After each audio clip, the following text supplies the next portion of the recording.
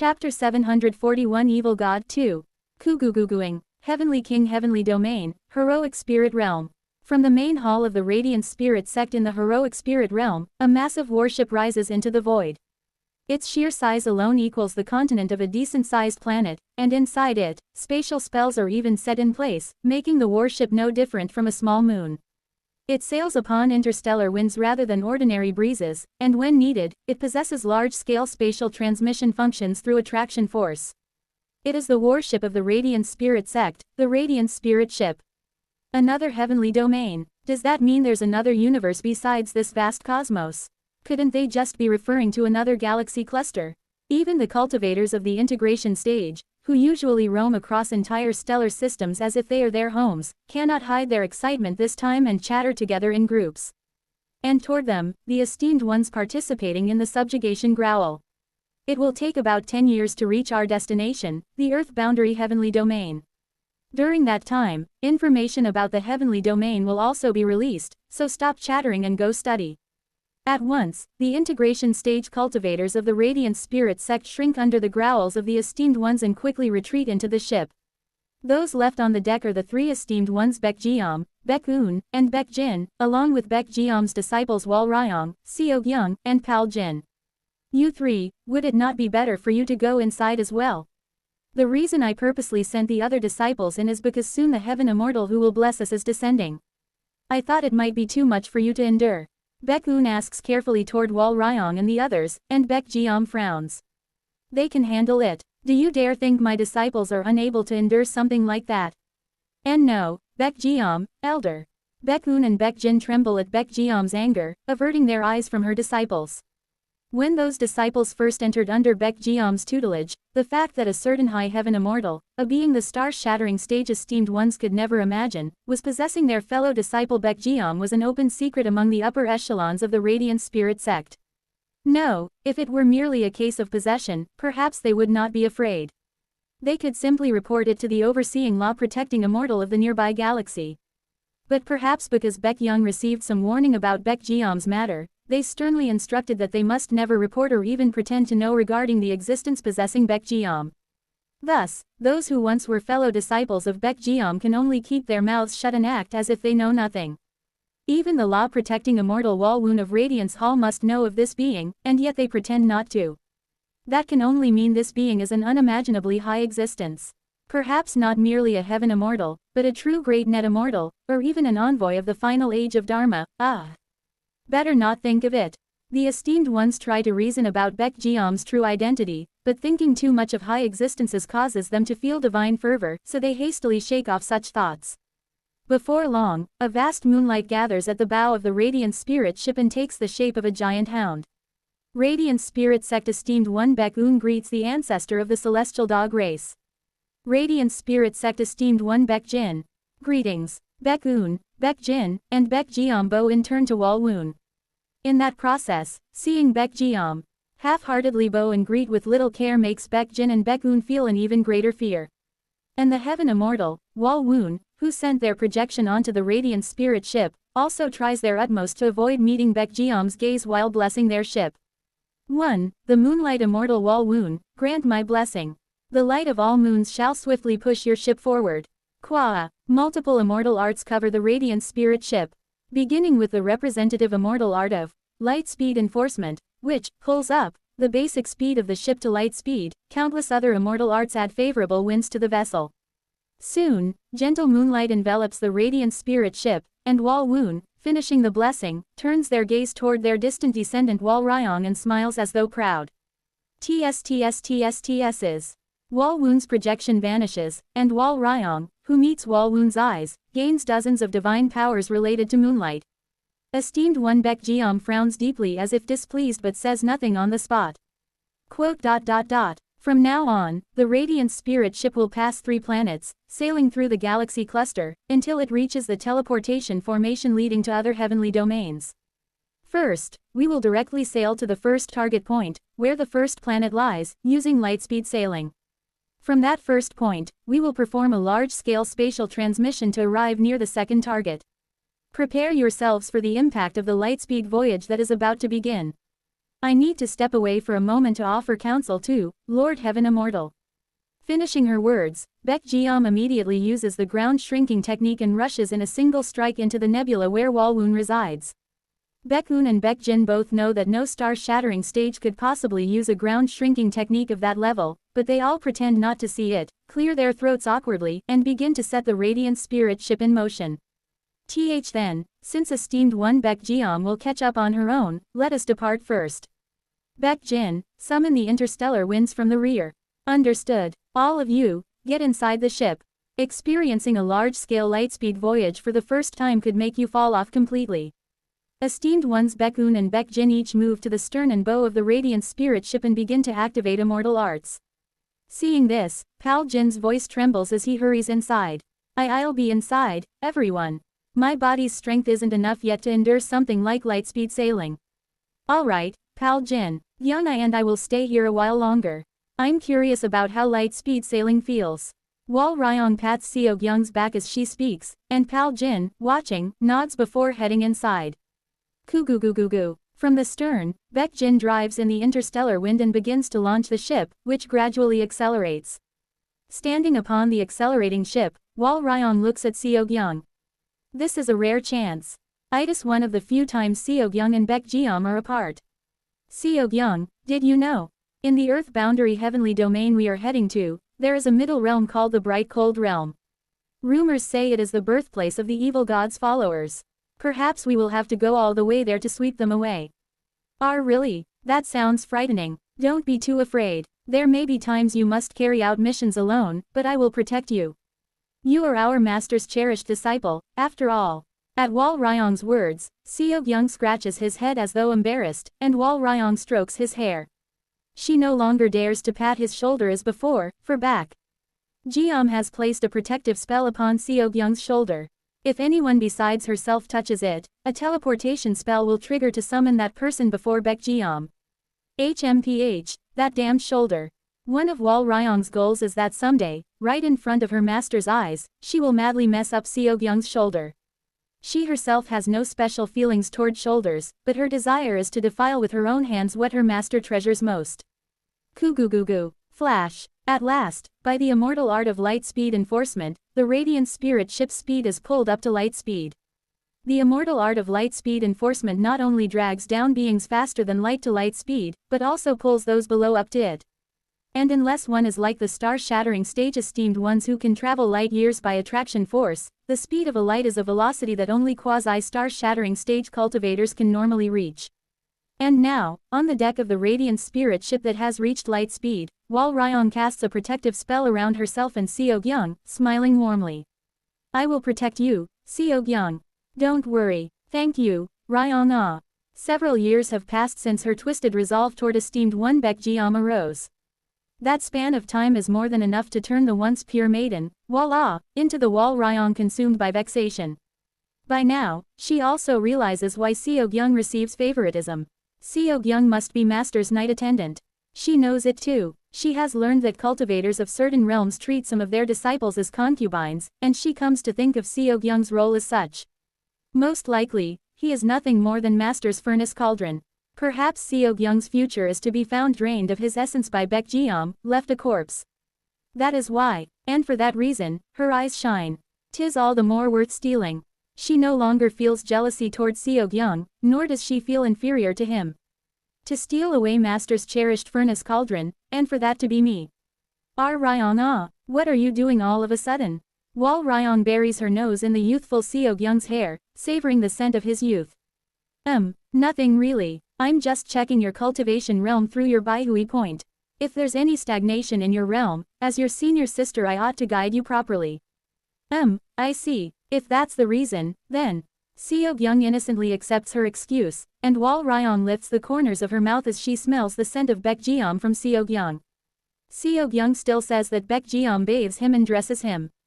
It could be said that this is because his body is still that of a child, but by now Walla also knows. There's no way she's just bathing and dressing him like that. She must have done everything. Imagining the figure of Baek Jeom doing this and that to Seok Young, Walla inhales the scent of Baek Jeom and smiles. Someday, Fi hangs Seok Young in front of her, and mess up Seok-young with my own hands, what would that feel like? Just thinking about it, she trembles as she imagines the future ecstasy. And inside Seok-young, Seo Eun-yun naturally reads her inner thoughts and makes a sour expression. Sword Spear never did anything like that. Why on earth is she thinking such things? Seo Eun-yun contemplates whether to protect this child's privacy, or whether to reveal these lewd thoughts to Sword Spear. From the beginning, there were times when I drew attention away from my clone and pulled out the split soul for a while, leaving the body entirely in Sword Spear's hands, but Sword Spear's heart was always clean. Seok-young's body may outwardly look young, but his inner self is that of an old monster who's lived through several kalpas.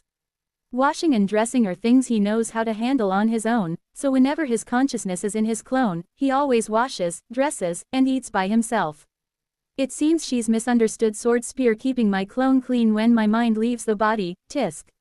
Since it is difficult to clear up the misunderstanding, Seo Eun-yun simply decides to divert her attention elsewhere. Shwick. Seok-young's body squirms slightly in Wallah's embrace, as if feeling suffocated, and with one hand, he secretly forms a mudra that no one notices. Editor mudras are symbolic, ritual gestures, such as hand seals. And, responding to Seok-young's seal, several individuals already beneath the deck of the Radiant Spirit ship begin to respond.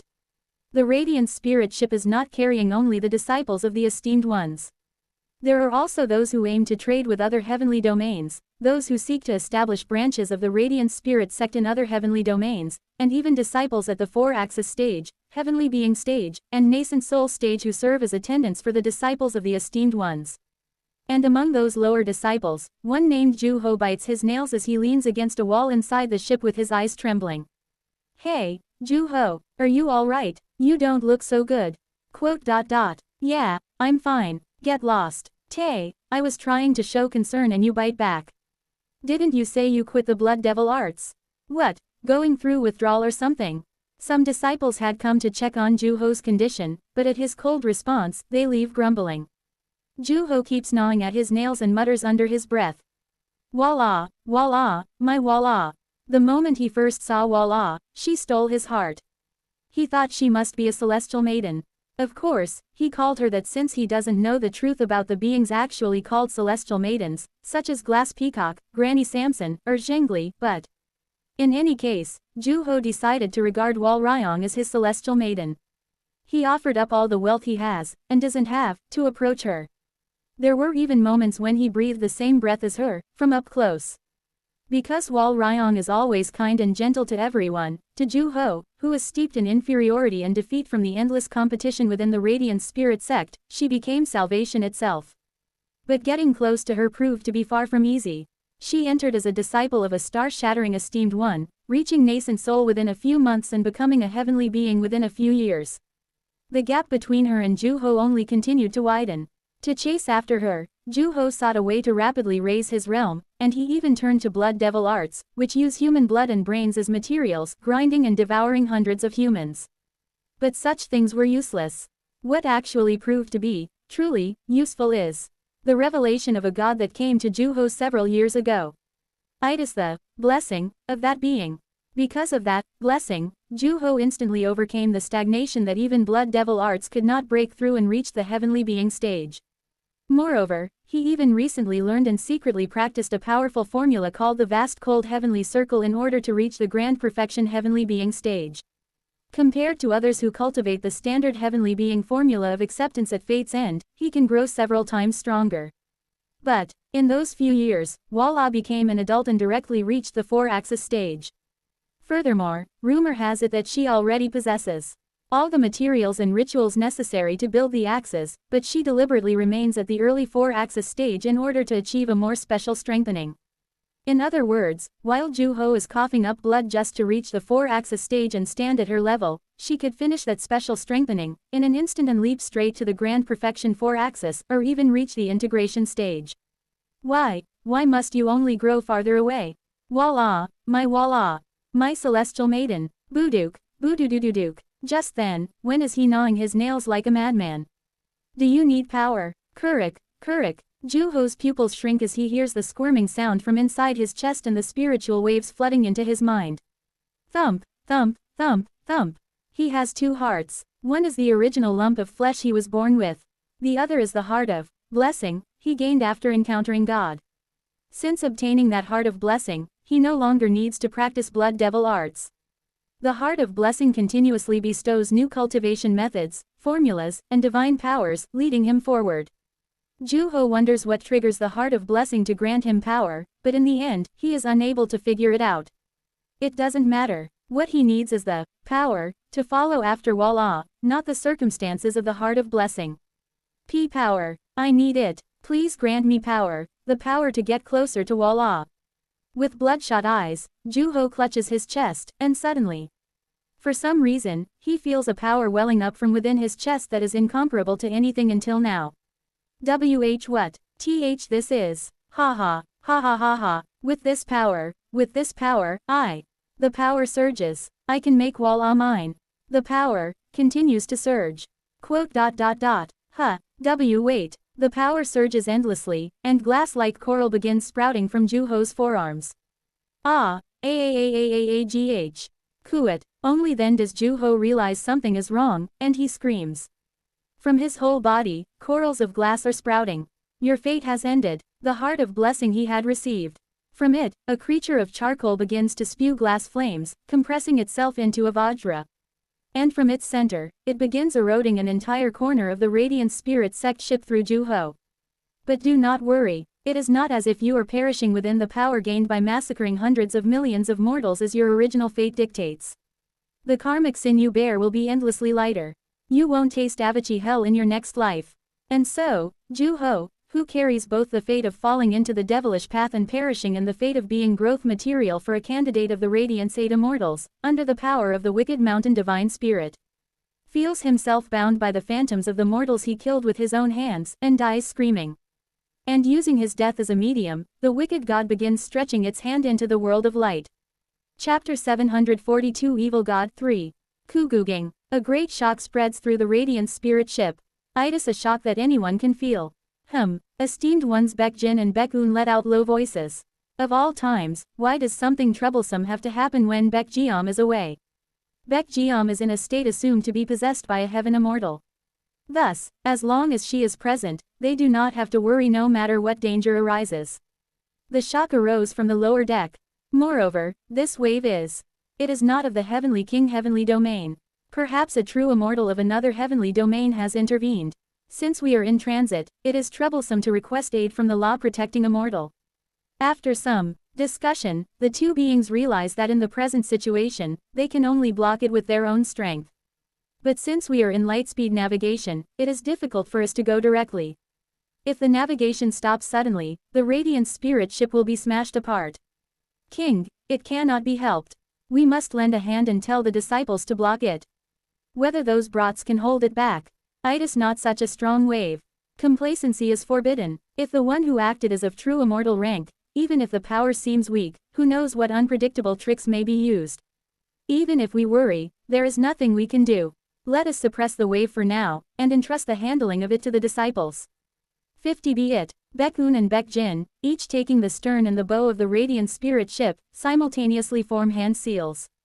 Their seals become a white radiance that blocks the strange phenomenon arising beneath the ship from spreading and suppresses the power of the phenomenon. Soon after, the voices of the two esteemed ones spread throughout the entire radiant spirit ship. To all disciples of the radiant spirit sect, heed this. At present, in the lower deck of the radiant spirit ship, in the Mute 1 sector, an abnormal phenomenon has occurred. We have taken measures, so there is no great danger, but as we have only suppressed its power, the phenomenon must be eliminated within a short time. Disciples who aid in dispelling the abnormal phenomenon will each be granted sacred light, in accordance with their merit. At the voices of the esteemed ones, the whole radiant spirit ship becomes noisy. Sacred light, it seems even the esteemed ones are pressed for time. Sacred light, Seog Young tilts his head as if puzzled, and Wal Ryong touches his cheek and explains. They say sacred light is one of the Dharma treasures mainly used by those who are esteemed ones and above. It is the condensed power of light that the esteemed ones can wield, and since its form is ever-changing, it can be used in many ways. How do you know that? Nobody taught me. Well, usually you learn it from fairy tales or basic knowledge books from when you are 4 or 5 years old. In most sects or clans, if you learn as a child, it is impossible not to know. Wal Ryong looks down at Seok-young with puzzlement, and he gives an awkward smile as he points toward beneath the deck. Anyway, Wal Ryong, are you going to go? Of course I will. Wal Ryong nods vigorously. To grant sacred light, it is like granting a core formation cultivator's Dharma treasure to a chi building cultivator. Granting an integration cultivator's refining void Dharma treasure to a nascent soul cultivator. Like granting a true immortal's winged garment to a sacred vessel sacred master. Being able to use a massive lump of power that even quasi-immortals and esteemed ones use, from the 4-axis stage onward. That experience will be useful even after becoming an esteemed one. Seok-young, watching Wal Ryong, also grasps a sense of what this sacred light is. I see, so it is like the immortal crowns of the Radiance Supreme Deity that all the true immortals of Radiance Hall use, only a degraded version. In the Sun and Moon heavenly domain, when one becomes an esteemed one is granted a small star. In the Heavenly King heavenly domain, it seems one is granted a strand of sacred light. When one nurtures and cultivates this sacred light well, once reaching the true immortal rank, it naturally evolves into the immortal crown of radiance. Wal Ryong takes Seok-young down below the deck, sets him down, and descends into the sector spoken of by the esteemed ones.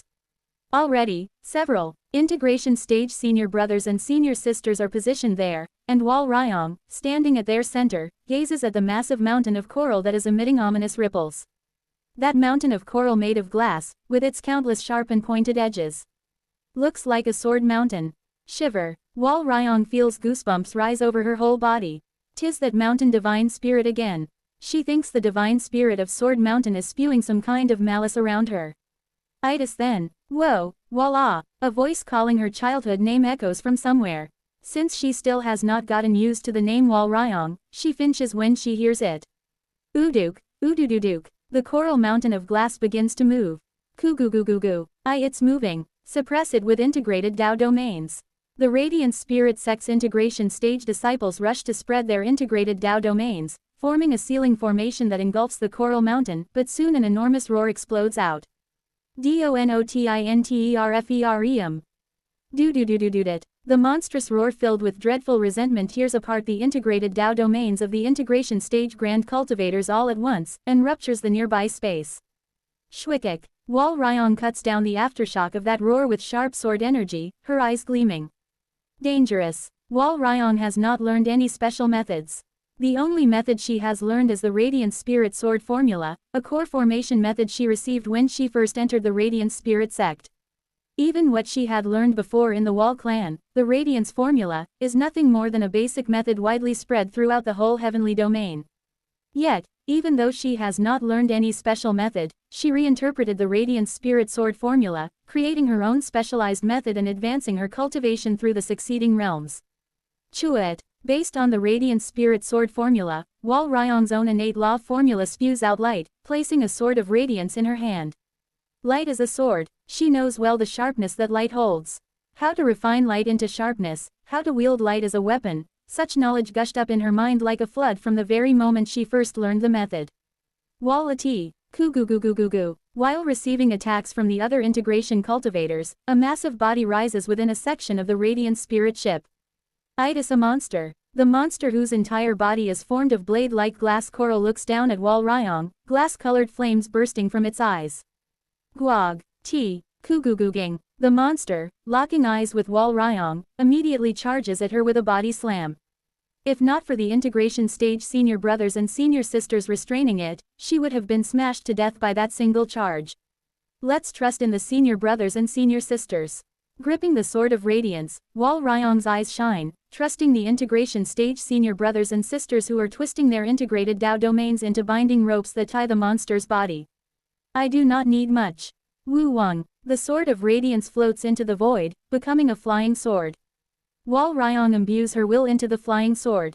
Just a single strike, only, that one strike must contain the Tao. Though separated from her body, Wal Ryong feels the unity of body and sword with the flying sword. Unifying her mind and body with the flying sword, forging her entire will into that one strike, Wal Ryong releases the flying sword. Wu Wang. The flying sword is slow. But everyone present can sense it. If this flying sword grows one day, it will become a dreadful strike capable of tearing apart even upper immortals in a single blow. Sword 8 Dao and Suat. Since it is still incomplete, the name is not yet complete, but Wal Ryong utters the first words of the ultimate technique's name in advance and unfolds the sword formula. And, at that very moment, Zhejiang, Wala's flying sword pierces through the core of the monster, shattering its body into pieces. Kugugugugu. The monster's body collapses.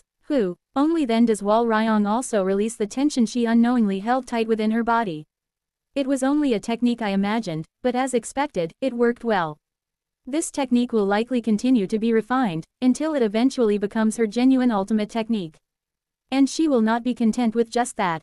If I go beyond simply making it my ultimate technique, and instead fill the heavens with tea, point 2 if I create a sword rain. If that happens, she may be able to destroy even an entire world with a single strike. While she is immersed in that vision of the future. Walat Wymet, why are you attacking me? Kurururum. From within the remains of the glass mountain, a monster whose whole body has become charcoal emerges. Though its size is now human scale and smaller than the previous giant form, the menace it exudes is of considerable degree. And above all, it is fast.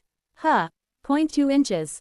Wal Ryong, having poured everything into the ultimate technique and now exhausted, can only barely move her body in response to the monster charging at her. Wu Wang, she squeezes out the last of her strength and forms a radiance halberd out of light. After swords, what she handles best is the halberd or spear. Kong, her radiance halberd collides with the monster's hand. The monster's hand has transformed into a massive glass sword, and the pressure it carries is immense. Wal Aht I love you.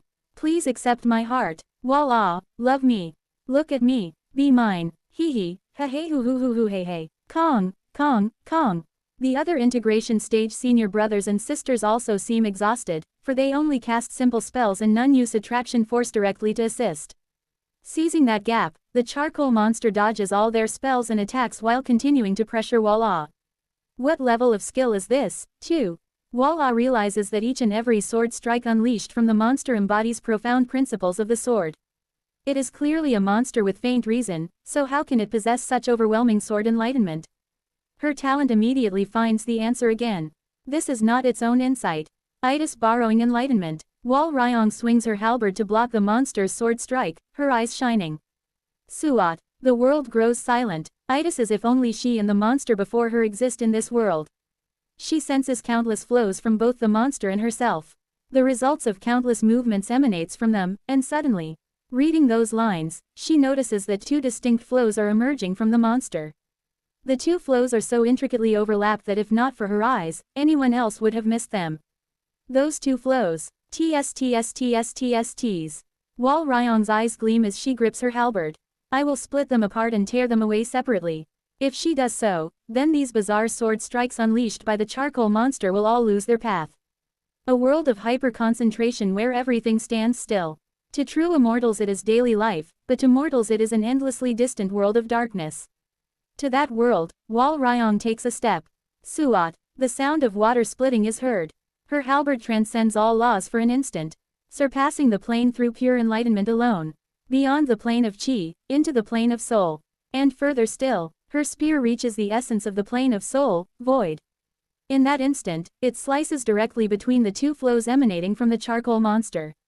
Shuaik. Then, she opens her eyes wide once more.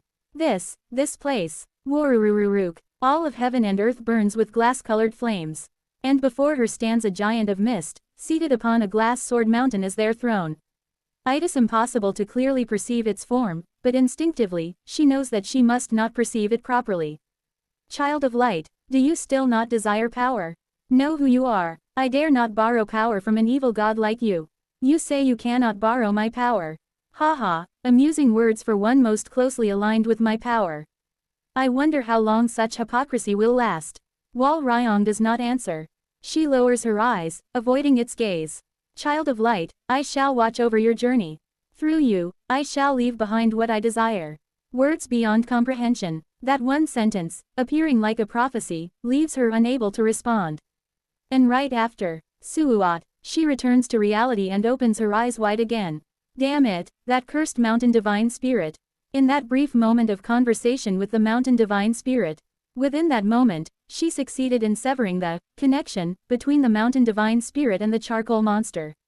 However, I haven't yet finished off the charcoal monster. Even though the connection is cut, the charcoal monster still charges toward her, spewing countless glass swords from its body. Become one with me. Voila. TT. A fleeting instant, not enough to even draw back her halberd of radiance. Kukwik. In that fleeting instant, another sword of radiance pierces into the charcoal monster's forehead. She knows who the owner of that radiance sword is. She recognizes the fluctuation of that spiritual power.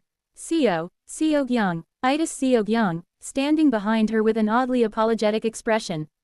The monster, its head impaled by Seogyung's sword, finally collapses, its strength exhausted.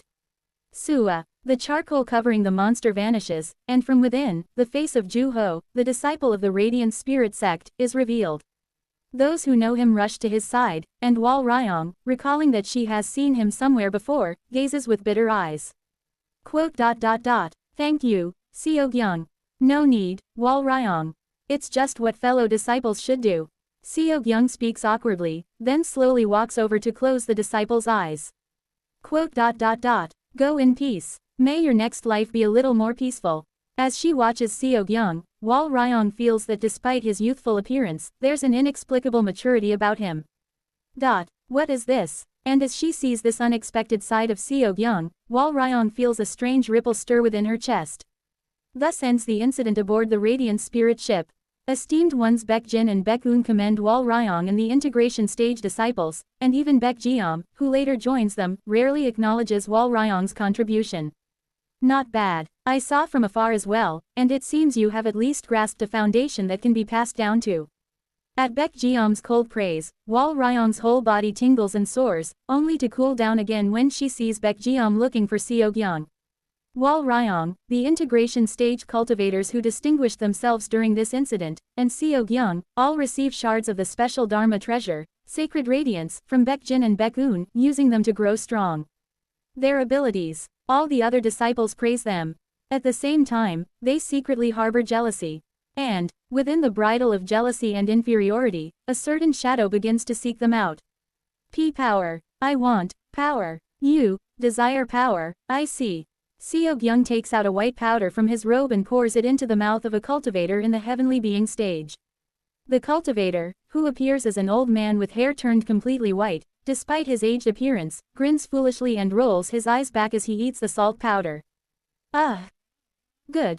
This is good. Warurururuk. At the same time, a strong glass true fire surges from the heavenly being cultivator's body and injects enlightenment directly into his mind. Though the outward appearance when receiving enlightenment may seem a bit disturbing, they are excellent realizations without any side effects. Good. Since I drew attention, I was able to leave behind more traces.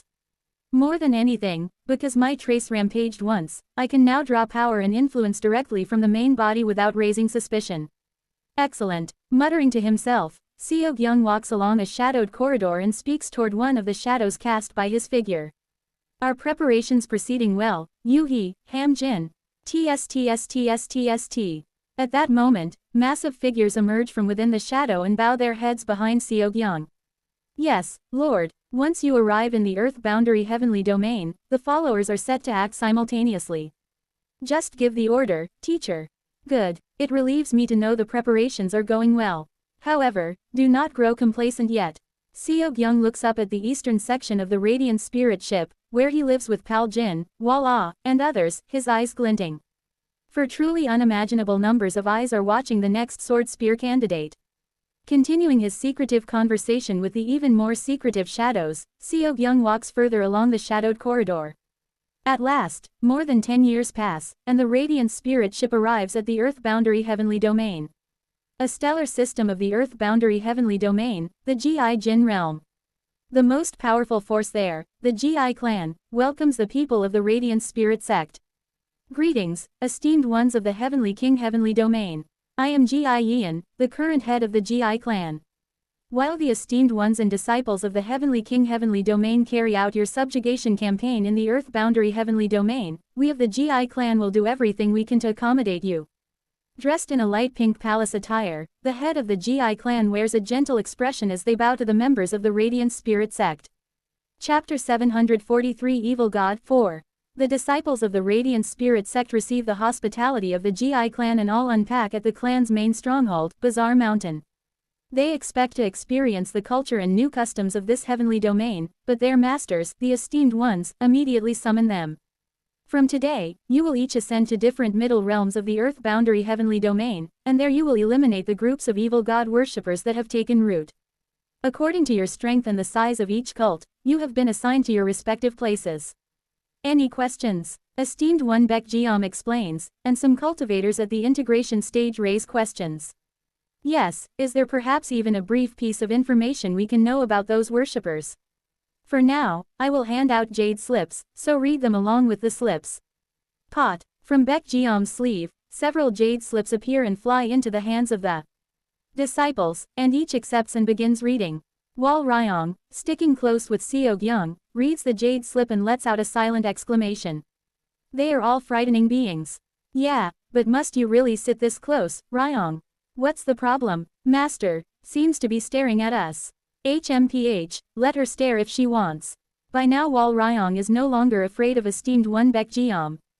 Of course, if they actually fight, she will die, but as she has continued along her immortal cultivation, she has come to know her own value clearly, and understands that Beck Geom can never truly kill her.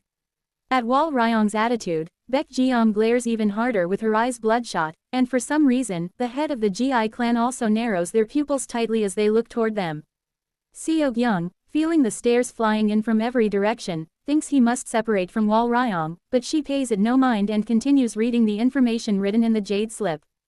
Beck Geom, even while glaring at Wal Ryong, continues her explanation. The places you must subjugate are 3. The Lightning Sword Palace B2E of the Sealing Spirit Realm. The Wee Society #IGI and of the Bestowed Bliss Realm. And finally, the Thunder Resonance Valley %4 of the Vast Cold Realm. The Lightning Sword Palace and the Wuji Society are groups claiming to have received revelations from evil gods, and all are skilled in lightning path methods, sword path methods, ghost path methods, and curse methods. Among the 3 sects, Wal Ryong's eyes go to the one called Thunder Resonance Valley. For some reason, she feels she will be assigned to subjugate the Thunder Resonance Valley. It feels as though her fate is connected there. Beck Geom continues the explanation about Thunder Resonance Valley. Lastly, Thunder Resonance Valley. The Lightning Sword High Person there is also famous as the Grand Master of the Palace Lord of the Lightning Sword Palace. They are renowned as a cultivator who surpassed the integration stage, and may perhaps have even reached the quasi-star-shattering stage. In particular, this Lightning Sword High Person is said to have received direct teachings from the evil gods, so you must be extremely cautious. Now then, I will now assign disciples to each sect. To the Lightning Sword Palace, Un Ryuk, Un Rak, Pal Jin. Beck Geom slowly assigns disciples, and at the end, calls out those who will be sent to the Thunder Resonance Valley. To the Thunder Resonance Valley, Wal Ryong, Seog Young, Mu Geom, Bai Hua. These 4 disciples will go for the subjugation. An esteemed one will accompany each subjugation area, so do not worry too much. For Lightning Sword Palace, Beck Jin. For Wuji Society, Beck Un. For Thunder Resonance Valley, I will personally go. As she says this, Beck Geom fixes a fierce glare on Wal Ryong, and Wal Ryong only smiles without caring about that gaze. Thus, under Beck Geom's assignment, Wal Ryong holds Seog Young's hand and smiles lightly. Hoo, Seog Young, this time too, we're together. Seog Young glances toward where Beck Geom stands, and where the clan head of the GI clan is, then tightly shuts his eyes. Deep into the night, blink, Wal Ryong opens her eyes. What is this? She half opens her eyes and rises from her seat, sensing a strange feeling from Bazaar Mountain, the main base of the GI clan. Normally, once one reaches the 4-axis stage, sleep is unnecessary. But because they traveled through light-speed navigation to another heavenly domain, until they adapt to the power of that heavenly domain, they must sleep like ordinary people and eat the crops of that heavenly domain. This adaptation period is a process every traveler between heavenly domains must go through, unless one is a star-shattering esteemed one. Those who do not go through this period inevitably find their strength weakened. Thus, during this adaptation period, the GI clan supports them, and they are supplied with usable magic artifacts, Dharma treasures, and talismans from the GI clan, a clan famous for producing Dharma treasures in this star system. After about a year of adaptation, they are expected to ascend and carry out their mission. What is this? Yet Wal Ryong feels such an ominous premonition beneath the GI clan's main base that it makes her shudder. This is, although from the aftermath of heavenly domain travel she should not even be able to read celestial energy, she instinctively senses a powerful ominous foreboding. She summons a radiance halberd and points it toward the GI clan guards standing outside her room. Thud, a thrust through the halberd. It is not a full strike, only a probing thrust, so the power amounts to no more than an attack from a core formation cultivator. Yet within that thrust, she senses something. Who are you? Wal Ryong glares and asks the GI clan guard whose chest is pierced by the halberd, though not a drop of blood flows. The guard then smiles faintly and opens their mouth. Second-class alert warning issued. Second-class dangerous individual, direct disciple Wal Ryong, initiates hostile action. Shiver. Kwakijijiked. At that inhuman display, Wal Ryong tears the guard apart without a moment to ask further. And then, she understands the nature of the inhuman sensation she felt from the guard. This thing, they are, astonishingly, a finely crafted mechanical construct. Realizing this, Wal Ryong can't but widen her eyes. Even if her cultivation is unstable due to coming to another heavenly domain and she requires an adaptation period, her consciousness domain is not sealed. When she sweeps with her consciousness domain, she clearly perceives them as human. In other words, this puppet is created with advanced techniques that can completely deceive her consciousness domain's detection. At that moment, she finally realizes the source of the ominous premonition she has continuously been feeling. Do. Ow! All the GI clan members of Bazaar Mountain surge toward the Bazaar Forging Pavilion where the disciples of the Radiant Spirit sect reside. It's an ambush. Jaejeong. Wal Ryong's lion's roar shakes the entire Bazaar Forging Pavilion, and countless Radiant Spirit sect disciples open their eyes and rise to respond. Kwang! Holes burst open throughout the Bazaar Forging Pavilion, and explosions erupt. Wal Ryong quickly grabs Seogyung from the adjacent room and scans the surroundings. Damn it, I knew the face of the GI clan's head was suspicious from the start. She realizes what is happening now. Kuguguguing. GI clan's main stronghold, Bazaar Mountain, is sinking downward while a massive Lidite thing rises from the ground, sealing off the entire area. And the endless wave of GI clan members rushing toward them. She realizes that all of those clan members are actually mechanical puppets made to look exactly like humans. Tukwang, tukwagwagwang. Countless cultivators pour down barrages of spells, but perhaps because of the side effects of crossing a heavenly domain, every one of their spells is pitifully weak. The power of a grand cultivator at the integration stage has fallen to no more than the level of the nascent soul stage. Damn one, to be attacked before we even have time to adapt. They targeted us at our weakest moment. Cooing. The puppets of the GI clan all combine together and begin transforming into a massive puppet. Flash. Kurururung. Then, enormous swords fly from the sky, shaking the ground where the seal is forming, and the voices of the star-shattering stage esteemed ones thunder across heaven and earth. We have fallen into a trap. Survive on your own. If you wait in your positions for 3 Shichen, this riot will be sup. But at that moment, flash, something that burns through the sky flies straight at esteemed one Baek Jin who is transmitting their voice, and from Baek Jin, struck by it, an immense explosion bursts forth. Quaruing. The shockwave from beyond the planet shakes the entire planet. Kuog. Perhaps because the attack is unexpected, Baek Jin screams as they reveal their true body, while Baek-un quickly assesses the situation and flies toward the Radiant Spirit ship. Esteemed one Baek Jeom, please assist us. We must fire the main cannon of the Radiant Spirit ship. But immediately after, Tukwang, something fires again, striking the Radiant Spirit ship directly. Junked. Under the force of that something, the Radiant Spirit ship shatters completely, and esteemed one Baek-un is blown away as well. Baek Jeom does not even spare them a glance, only looking downward. Kuguguguing. The GI clan's main base. From the place where the warhead that instantly disabled the star-shattering stage esteemed ones came from, stands GI Ian, clan head of the GI clan, now fully revealing their mechanical puppet body. The esteemed ones are hit. Wal Ryong joins up with Mu Jeom and Bai Hua who is assigned to her team, and looks toward the sky. Esteemed ones Baek Jin and Baek-un. And even the Radiant Spirit ship they rode on are all being shattered by the vile scheme of the GI clan's head. We're all going to die. At the words of Bai Hua, a girl at the early integration stage, Mu Jeom and Seogyung both wear stunned expressions. Wal Ryong looks at them with a sharp expression. Stop spouting nonsense, senior brother, junior sister. We can survive. How can we possibly survive? We can't use attraction force because of the adaptation period, and even the flying escape technique only works at the level of the nascent soul stage. At that speed we can't escape from within this ceiling formation. Spatial movement using planes is blocked as well. There is a way. Wal Ryong's eyes shine as she encourages the others who have fallen into despair. We can ascend. If it is the attraction force of ascension that leaps beyond dimensions, we can escape from here. Stop spouting nonsense. Everyone's realm has dropped because of the adaptation period. Your cultivation at the 4-axis stage has dropped to the core formation stage, and the integration stage cultivation of Mu Geom and I have fallen to the nascent soul stage. As long as there are 3 at the nascent soul stage, we can, for a brief instant, raise one person's cultivation to the heavenly being stage and attempt ascension. What are you even? No, even if that's possible, we still need one more at the nascent soul stage, but you and Seok-young are. I can just raise my realm right now. Wal Ryong quickly off by Wa's words and begins taking out familiar things from her golden core. I wanted to stack the axes not with the 5 elements axes, but with the 5 blessings axes. The orthodox 5 elements axes she has gathered float into the air and are sucked into Wal Ryong's body in an instant. Her realm, which had only been at the early 4-axis stage, begins to rise madly. The 5 elements axes instantly settle within her body, pulling her cultivation up to the grand perfection 4-axis stage. The heavens rumble as if to send forth a heavenly tribulation, but she ignores it and takes another step forward.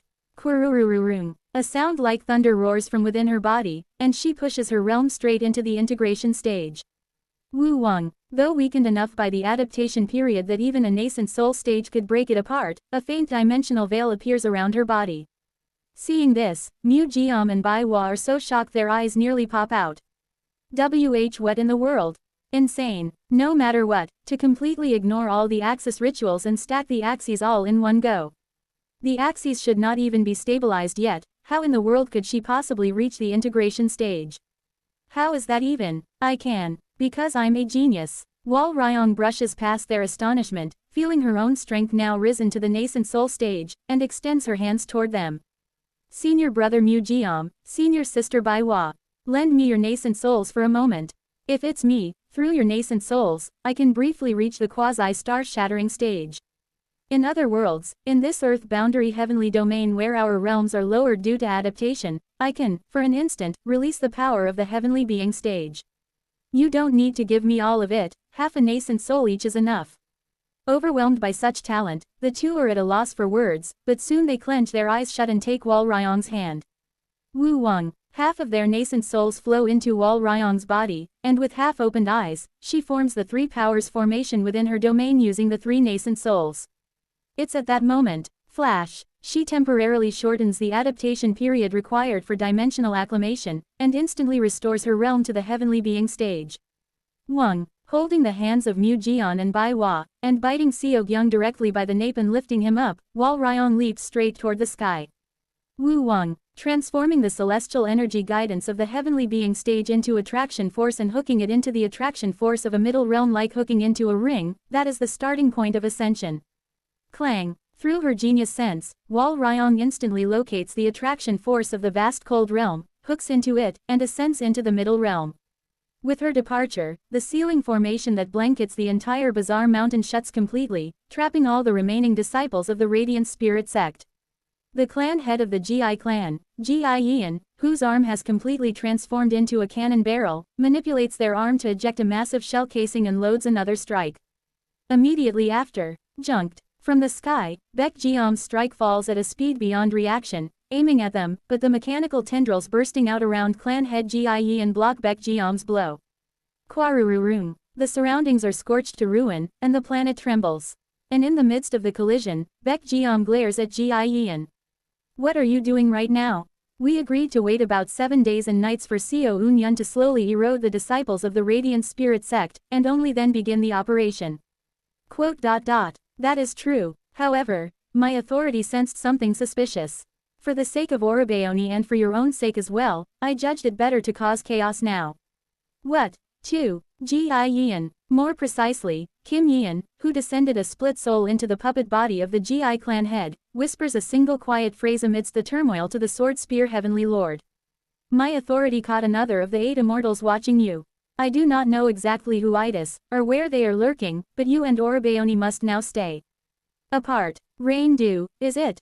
I understand, but, shockwaves ripple as the sword spear Heavenly Lord frowns. Why in the world did you send Wal Ryong and Seogyung together? What is the problem? Since it's the vast cold realm, it is practically no different from being within my grasp, so there is no issue. Damn it, even if the vast cold realm is in your grasp, once they enter it, it becomes impossible for you to intervene in it again. Wal Ryong's attraction force of fate is far stronger than the other candidates. The Radiant's 8 immortals directly invoke the full might of Hyuksaw's power to bestow the fate of the next 8 immortals candidate to her. Even with your power, you cannot completely ignore it. That is true, but, isn't it enough to simply watch whether the two remain unharmed? What I mean is, that depraved Wal Ryong has gone with my Seo Eun-yun. Do you think I can be at ease with what that thing might do to Seo Eun-hunt? At Sword Spear's words, Kim Yeon looks at her with eyes as if finding it absurd. Leaving aside why Orabeoni is yours, you are also depraved. Gulp. Kim Yeon tried to press Sword Spear about something, but in the midst of the lion's roar she let out, her question is simply buried. In the end, after exchanging only a few more short pieces of information, the two clash with the full might of the bodies they inhabit. Blink. A dark stone cave. That is where Wal Ryong opens her eyes. Hot. She quickly opens her eyes, rises, and takes up guard. For in front of her, a human-shaped shadow is sitting in a lotus position. Strangely, since that shadow does not emit the slightest sign of human presence, Wal Ryong cannot help but feel an even greater chill. Who are you? Wal Ryong looks at the girl in black martial attire who appears to be of the human race and asks. The girl with her hair tied in a ponytail smirks, then ignores her completely and looks instead at Seogyung. So this is your arrangement. I can guess what you are trying to do. You insane being. It succeeds, it will indeed be like striking the king with a blow. Even if Mayan Woon is used, even if they personally attend, it will be extremely difficult to wipe away this arrangement. A sticky, stubborn stain, hard to wash off, hard to peel away. If it succeeds, then for the first time since Silver Basket and Obsidian, I will see something amusing again. I support it. Who are you? Wal Ryong looks at the mysterious girl with puzzlement. The girl smiles with a sneer, rises from her seat, plucks a single weed from outside the cave, and points it at Wal Ryong. I shall teach you a move. Engrave it upon your soul, and let me leave my trace within the mountain spirit's arrangement. What insane. At the nonsense of a mortal girl from whom not the slightest energy can be felt, Wal Ryong summons a sword of radiance to drive her out. For some reason, from the very moment she first saw her. From the very moment she saw those hollow eyes, Wal Ryong felt an unbearable revulsion she must raise her sword against. The girl turns her back. The difference between you and this venerable is such that to face you directly would be far too shameless, so I shall turn my back. Now, shiver. In the next instant, Wal Ryong feels a powerful threat to her life. In that brief fleeting moment, through her sword of radiance, she unfolds the greatest defensive technique she knows. The radiance sword draws a curtain.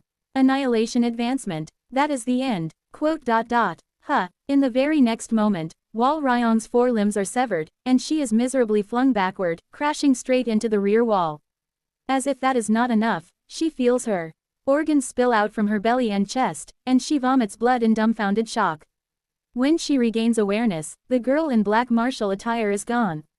Seogyung, Mu Jiam, and Bai Hua are still unconscious, and only she is left vomiting blood, her limbs and body severed in many places. It feels like a dream.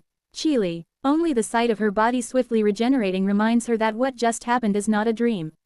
Just now, Wal Ryong tries once more to summon her sword of radiance, but suddenly her hand trembles and she realizes she cannot summon it. That existence just now, just what, too? Humiliatingly, her talent swiftly reveals the reason. The humiliation is carved into her soul. The terror is engraved into her. Because the sense of defeat that with a sword she can never surpass that existence is carved into her, Wal Ryong realizes she cannot use the radiance sword. As she falters in panic and staggers outside the cave to chase after the girl. 0.2 inches. She sees the world outside the cave, and her eyes shrink tightly. This place is, too. Everywhere, beings that look like mere mortals are walking about. Take my greeting. Surpassing radiant heavenly killing method. Heavenly killing method counter. Kugwagwagwong. One human mortal and one small green race mortal clash with sword and saber, causing an uproar, and no one around them finds it strange. Cultivators. 2. What is this? There is no restriction on flying techniques. Why is no one flying? 2. As Wal Ryong looks around in confusion, a tall being, 8 kai in height and is half human, half spider, appears. Greetings. Are you perhaps a cultivator who has ascended from the lower realm? Why yes, but I am a warrior of the Heart tribe from the half-human, half-spider race. At the same time, the current Vice-Alliance leader of the vast Cold Martial Alliance. Martial Alliance. Welcome to the Heart tribe territory. In this large and wide vast cold realm, for a human race cultivator such as yourself to go out of your way to ascend into the Heart tribe territory must mean your martial arts and heart are truly exceptional. Cooing. It's just when Wal Ryong fails to understand. The half-human, half-spider race's Yu Jin sets down a massive zither beside her with a resounding thud and laughs. Let us first begin with a greeting. Chapter 744 Evil God 5. This place is. When I regain my senses, what I see is a stone cave, and in front of it, Wal Ryong is fighting a half-human, half-spider race. The two draw a circle about 3 jong wide, and inside that circle they duel, but it looks like Wal Ryong is being utterly overpowered. Damn it, I briefly shut down my consciousness in the clone and came back, and this is what I get. Leaving behind an arrangement is an act that is exhausting beyond imagination.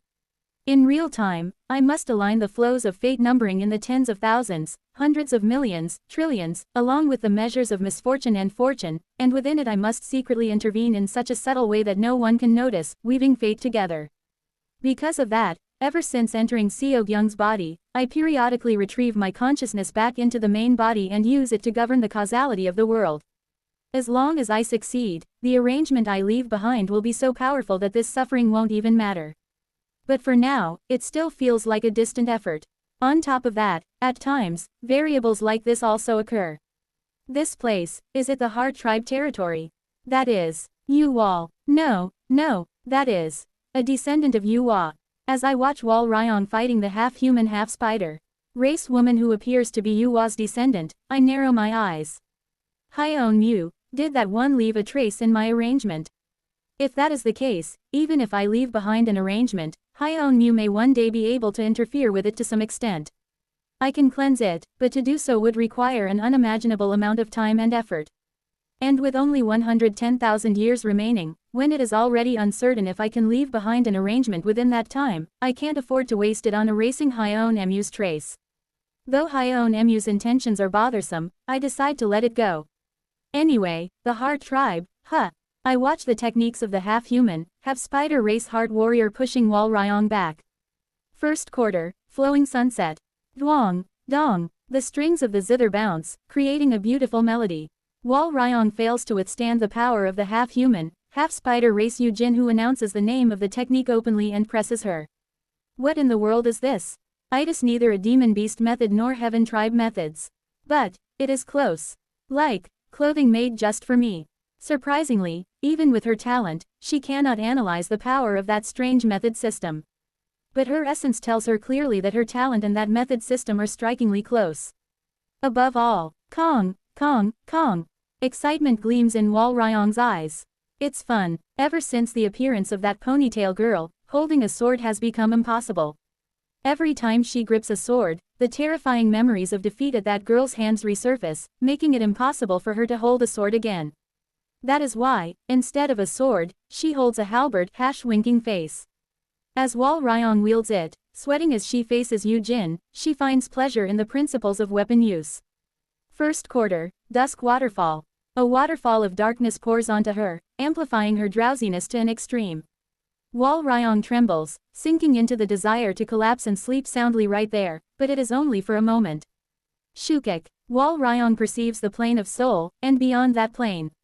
From within the void inside, she cuts through Yu Jin's grains. And for how long does she continue to do so? First quarter, secret art.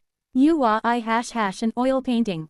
The sound waves of Yu Jin's zither crash over her, and for an instant, Wal Ryong feels as though the whole world is engulfed in an oil painting, the boundaries of reality blurring. Then, at some moment, Wal Ryong opens her eyes to Seog Young's hand shaking her shoulder. This place is. Ryong ah, you lost. While you were asleep from being struck by Taoist Yu Jin's secret art, your citizenship in the Heart Tribe territory got registered too. She looks around. She is above a large bed. Mu Jiam and Bai Hua are at the side, glancing about nervously, while Seogyung is handing her a small wooden badge in the shape of a padao. Wal Ryong accepts the tablet and checks it. The badge is infused with her own energy. It seems Yu Jin made the energy she collected during their fight infuse into it. Quite the skill. Where is this, Young Ah? This is Taoist Yu's house. To explain first. Just as Seogyung is about to explain, the door of the bedroom she is lying in opens, and Yu Jin enters. Have you come to your senses, Taoist Wall? I apologize for suddenly requesting a duel as a greeting. However, in the Heart Tribe territory, such things are part of daily life, so I wanted to let you know in advance so you wouldn't be too shocked. By the way, during the duel, you never once used blooming B37. Was it something you wished to keep secret? Blooming, too, it refers to blooming the paper flower. It means obtaining one's own heart Tao. In the past, it was called last quarter first stage, fighting spirit first stage, fighting dance first step, entering heavens, one wheel, red lotus, and many different names. I do not know by what name Taoist Wall has called it, but here in the Heart Tribe territory, it is unified under the term Heart Tao Blooming 1I and R37. Yu Jin kindly explains about what Heart Tao Blooming is. Heart Tao Blooming is divided into early, middle, and late stages, and within each there are many realms. The early stage, the introductory stage of Heart Tao Blooming, is simply the stage of learning internal methods and diligently practicing the martial arts one wishes to master. The middle stage is the stage of entering into Heart Tao Blooming, and in truth this is the most well-known part of the system. When you bloom a single paper flower containing your life compressed within your chest, that is the realm of blooming. At her explanation, Wal Ryong, though flustered, commits the information about those realms to memory. The realms of the middle stage of Heart Tao Blooming are as follows. Blooming BD 7 pounds blooming a single paper flower in the spirit, corresponding to the core formation stage in the immortal cultivation system. Life flower 53 pounds blooming at least 3 to as many as 9 paper flowers, achieving the foundation of the 3 power, corresponding to the nascent soul stage.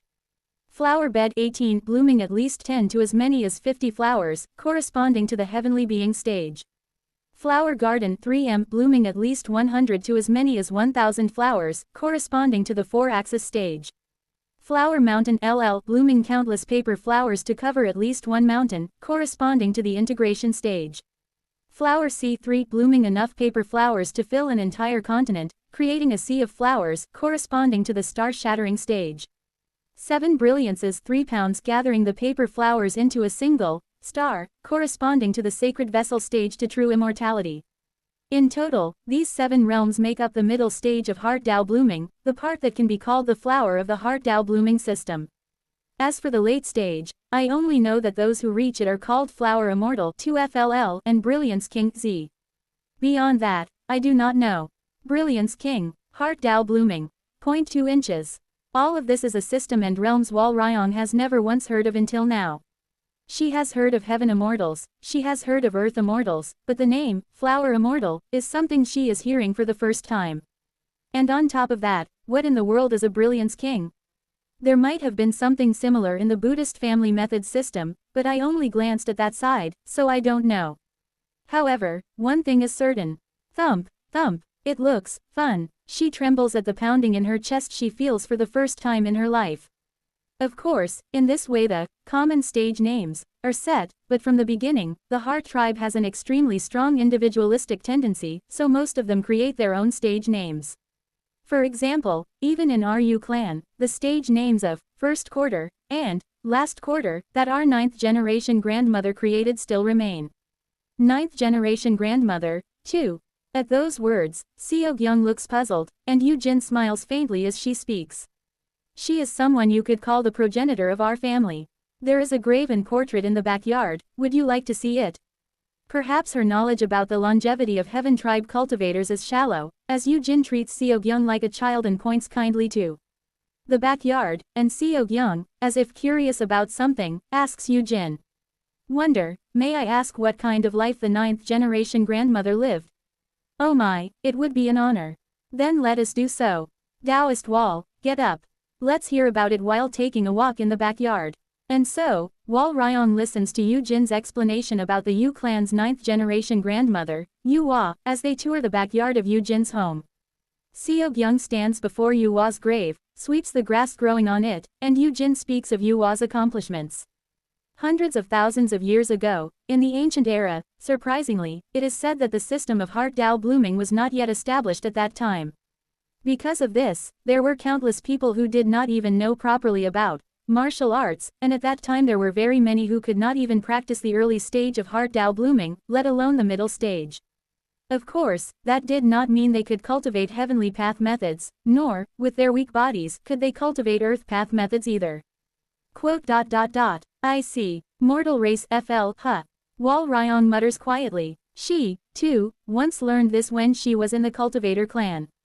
If humans who cannot cultivate are called mortals then all races unable to practice the immortal cultivation system are collectively called the mortal race. In those days, rather than such a refined term, they were called slave races. From the beginning, to the cultivators of the Heaven-Earth tribes, races that could not cultivate the Heaven-Earth tribe methods were not considered equals, but literally livestock, or slaves. Blatant, indeed, a disgraceful history. In any case, the one who took those enslaved slave races away from under the Heaven and Earth tribes and migrated them into the Heart tribe territory was our 9th-generation grandmother Yu Hua. As the special operative liberation envoy of the Heart tribe, she truly saved countless races and taught many disciples. She also kidnapped many men, devoured them, and laid many eggs. Seeming delighted to talk about her ancestor, Yu Jin even brings out genealogies and biographies from her house, puts on glasses 82 pounds and continues her explanation with fervor. Through the story of Yu Hua, Wal Ryong learns information about the beings of the Heart tribe and their history, and she also comes to know of the new cultivation system called Heart Dao blooming. Seok-young, perhaps simply fascinated by the story itself, is absorbed in listening. For some time, they listen to the tale of Yu Hua, the special operative liberation envoy of the Heart tribe. The tale of Yu Hua overcoming countless hardships to rescue the goat race from under the rule of the sea dragon race. The tale of how a disciple she takes in from the goat race betrays her, and after countless trials, she fights that disciple, kills the disciple, and gains enlightenment. And after that, how she continues to serve as a special operative envoy, raising her stage higher and higher, until finally she rises to the position of highest officer of the Heart tribe, biting off the heads of many men, laying many eggs, and at last meeting a meaningful end in the arms of her children and descendants. As they hear the story, before long, they find themselves bowing in silent prayer toward the existence called Yu Hua. Though our progenitor passed away, her will continues to be passed down in our clan. Because of that, her descendants have always taken key positions in the martial alliance, and we have thrown ourselves away like grass and weed for the cause. Wiping the tears from her glasses, Yu Jin ends her story in the midst of emotions she stirred herself. Was it a good story to hear? Yes, I was able to gain much information. I truly gained great consolation. Thank you. Wal Ryong and Seok-young each give thanks to Yu Jin. Wal Ryong, in particular, feels curious about the incident at the end of the story. It is not about Yu Hua, but about one of the Heart tribe masters who comes to visit during Yu Hua's final moments. By the way, the one who is both an esteemed one of the Earth tribe and Heart tribe. What kind of existence is this trampling heaven esteemed one Hamrak? Ah, you must be speaking of the alliance leader. He is one of the 3 heads who, together with the 3 Heart tribe esteemed ones, protect the Heart tribe. Are you curious about him as well? Not only about him, I am curious about the 3 Heart tribe esteemed ones as well. At Wal Ryong's words, Yu Jin smiles faintly and is about to speak. Just then, her words are drowned out by a booming voice resounding from the sky. Hey Yu Jin, itis like a meteor. A giant meteor crashes into Yu Jin's backyard, and in an instant, not only her backyard but even her house becomes a wreck. Quirururung. My house. Before Yu Jin's pupils can even shake, a muscular woman emerges through the rising dust cloud, laughing heartily as she scatters the dust away. What's this? Are these the fledglings who just ascended? Esteemed one, Jin Wal Ryong, the one who appears as a royal of the fighting ghost race with 7 horns, the star-shattering esteemed one with the title Final Heaven. Itis Jin Wal Ryong. What was it, the sect said to be famous in the other heavenly domain? The Radiant Spirit Sect. I got word from that sect. They said some of their sect disciples just ascended and asked for some help. Since it's a sect backed by true immortals, it's quite difficult to ignore. So, I'll be taking these ones. Wal Ryong looks flustered at the sudden appearance of a giant from the fighting ghost race, and Yu Jin furrows her brow as well. Never mind that you smashed my house, this person has already received an identity tablet in the Hard Tribe territory. To suddenly take her away like that is against procedure. Ha, what procedure do you lot have? For your kind, the strongest is all that matters. If you wish to ignore procedure. Yu Jin's narrowed eyes suddenly gleam with madness, and she pulls her zither to her side. Quote. You must defeat me, the one in charge of Ascenders. Oh ho, indeed, your greetings are fiery, just how I like it. Then, let's, goo. Power that distorts heaven and earth concentrates in Jin Wal Ryong's hand. Just then, quote. Jin Wal Ryong's gaze falls upon Seo Gyung. Ooh. Jin Wal Ryong's pupils contract sharply, and she hastily grabs Seo Gyung's shoulder, lifting him up as she shouts. You. What relationship do you have with that existence? At Jin Wal Ryong's interrogation, who knows Seo Eun-yun's original face, Seo Gyung only shows a puzzled expression. Inwardly, he thinks this has become troublesome, but soon, Seo Gyung realizes he is in a situation more troublesome than meeting someone who knows his face. Damn it, sirring. Wal Ryong summons a radiance halberd and points it at Jin Wal Ryong's neck. Will you not let go? The gazes of Jin Wal Ryong and Wal Ryong collide. Chapter 745 Light and Salt 1. Quote. Who, what is this audacious momentum? Quachajikt. Jin Wal Ryong neutralizes Baekjeom's spell resting on Seo Gyung's shoulder with her bare hand, and she sneers. That is the gaze of a hunter. The gaze of one who sees prey whose flesh has fattened just right for eating dwells in Jin Wal Ryong's eyes. And after locking eyes with Wal Ryong for a while, Jin Wal Ryong seems to think of something amusing. She sets Seo Gyung down and reaches her hand toward the void. Kugugugik. From inside her palm, attraction force activates and distorts the surrounding space. Flash. In an instant, the surrounding environment transforms. Wal Ryong immediately understands what this phenomenon is and breaks into a cold sweat. All around is a desert of jagged heaps of scrap metal, bristling with countless sharp spikes. All of heaven and earth is covered with masses of scrap metal, and as Jin Wal Ryong flicks her finger, a circular formation 1 jong in radius is engraved with her at the center. You make me interested. You, fight me, and if you make this incarnation of mine go outside this circle, then I will return this child to your arms, and at the same time tell you a secret that exists within this child.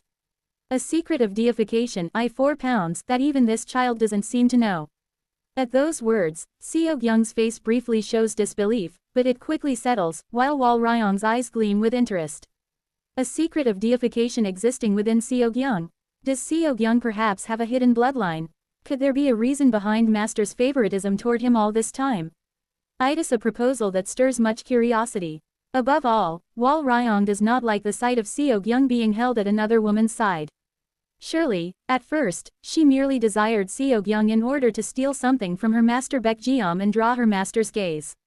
But at some point, regardless of her master, she began trying to take Seo Gyung for herself. It is a small change she herself does not even realize. Will senior really impose such petty conditions on a junior? My ability is no more than at the level of the nascent soul stage. If senior will also seal your own cultivation, then I will accept. Oh ho, your eyes are brimming with greed toward this boy, yet is it fine if I just take him as my slave? You loser with neither dream nor hope. Jin Wal Ryong throws a taunt, but Wal Ryong does not take the bait. That level of bluff and insults are things she has already endured countless times from her master Baekjeom. Seeing Wal Ryong remain calm at the insult, Jin Wal Ryong smirks and speaks. Well, fine, I know well that you are not merely at the nascent soul stage, but I'll let myself be deceived this once. I won't use any cultivation of the Heaven tribe or Earth tribe. I won't even use the power of Heart Dao blooming. I will face you only with the innate power of the fighting ghost race royal bloodline, and with the basic form of fighting dance. With those words, Wal Ryong grips the radiance halberd and instantly breaks through the sound barrier. Pong! Wal Ryong reaches Jin Wal Ryong in an instant, slashes upward from lower right to upper left with her radiance halberd, and at the same time throws a kick. But in that fleeting instant, Jin Wal Ryong knocks the radiant spear aside with her fist and directly catches and plucks Wal Ryong's leg. Kwajijik. Her ankle is torn out, but Wal Ryong regenerates it swiftly, circles behind Jin Wal Ryong, and again aims for her left shoulder. Wong. Ududuk. Just then, Wal Ryong sees Jin Wal Ryong's left arm bend backward against itself as it strikes toward her, and she flinches in surprise and retreats.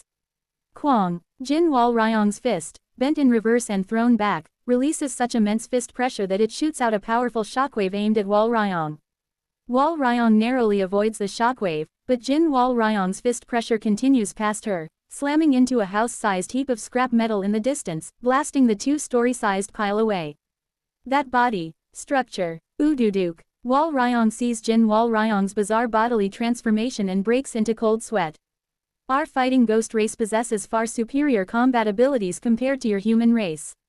Without Dharma treasures, without talismans, without formations, without gang fights, without pills, without pet demon beasts, without sacrificial offerings, without traps, without hostages, without poison, without slaves, without the help of high-ranking cultivators one knows of, when we fight one-on-one with only our pure abilities, our fighting ghost race has always defeated the human race. The powerful bloodline power of the immortal beast that begins from the horns of the fighting ghost race. A body far more suited for battle than yours. Jin Wal Ryong's muscle-bound body swells even larger in an instant.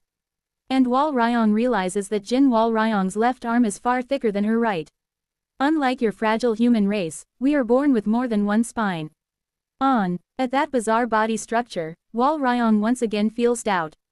Beginning with the fundamental spine that supports the waist, depending on our individual talent, there exist additional, battle spines all throughout the body.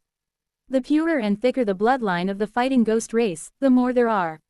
Compared to other fighting ghosts, who have at most 2 or 2.5 spines, I'm born with 4 spines. Udududuk. Only then does Wal Ryong notice 2 faint vein-like ridges rising along Jin Wal Ryong's left arm. Insane. Her muscles are so thick I didn't even realize those were spines.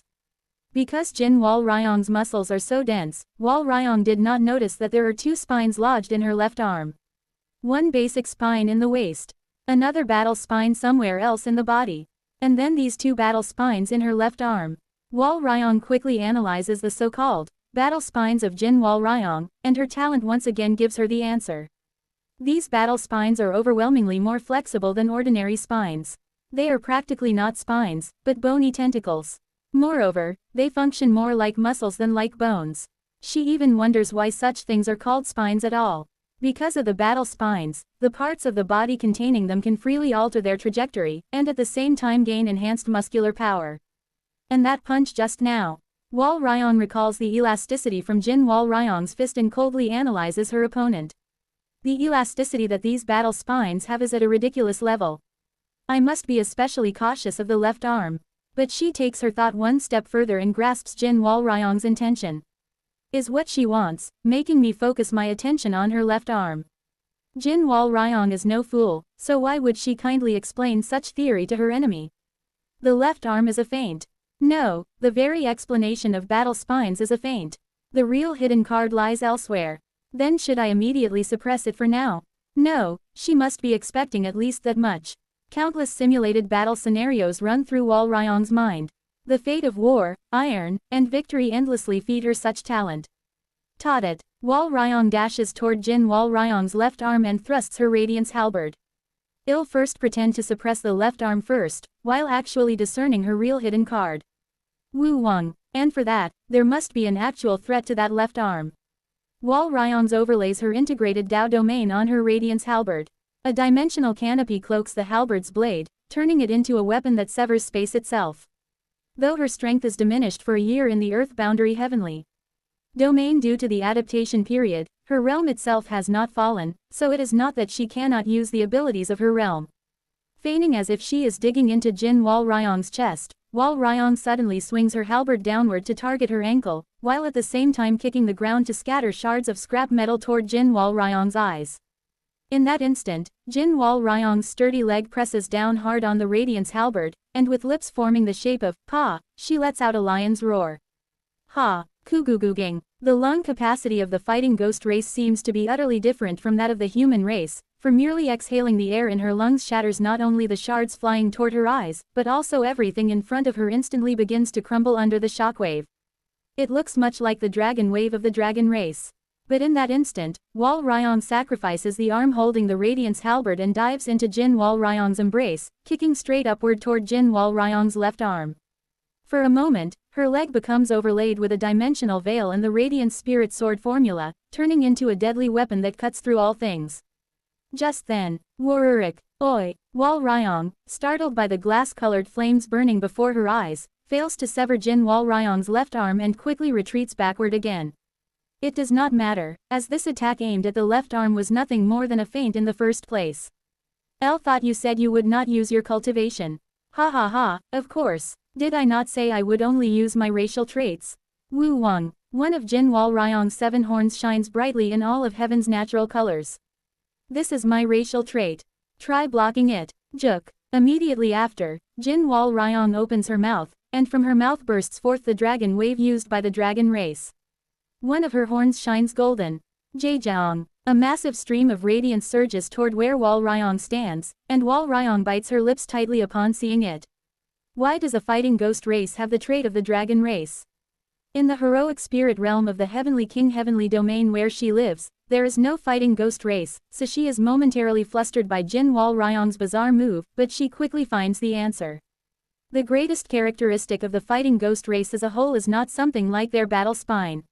Even though Jin Wal Ryong does not explain this time, Wal Ryong swiftly analyzes and discovers the truth of the fighting ghost race's bloodline.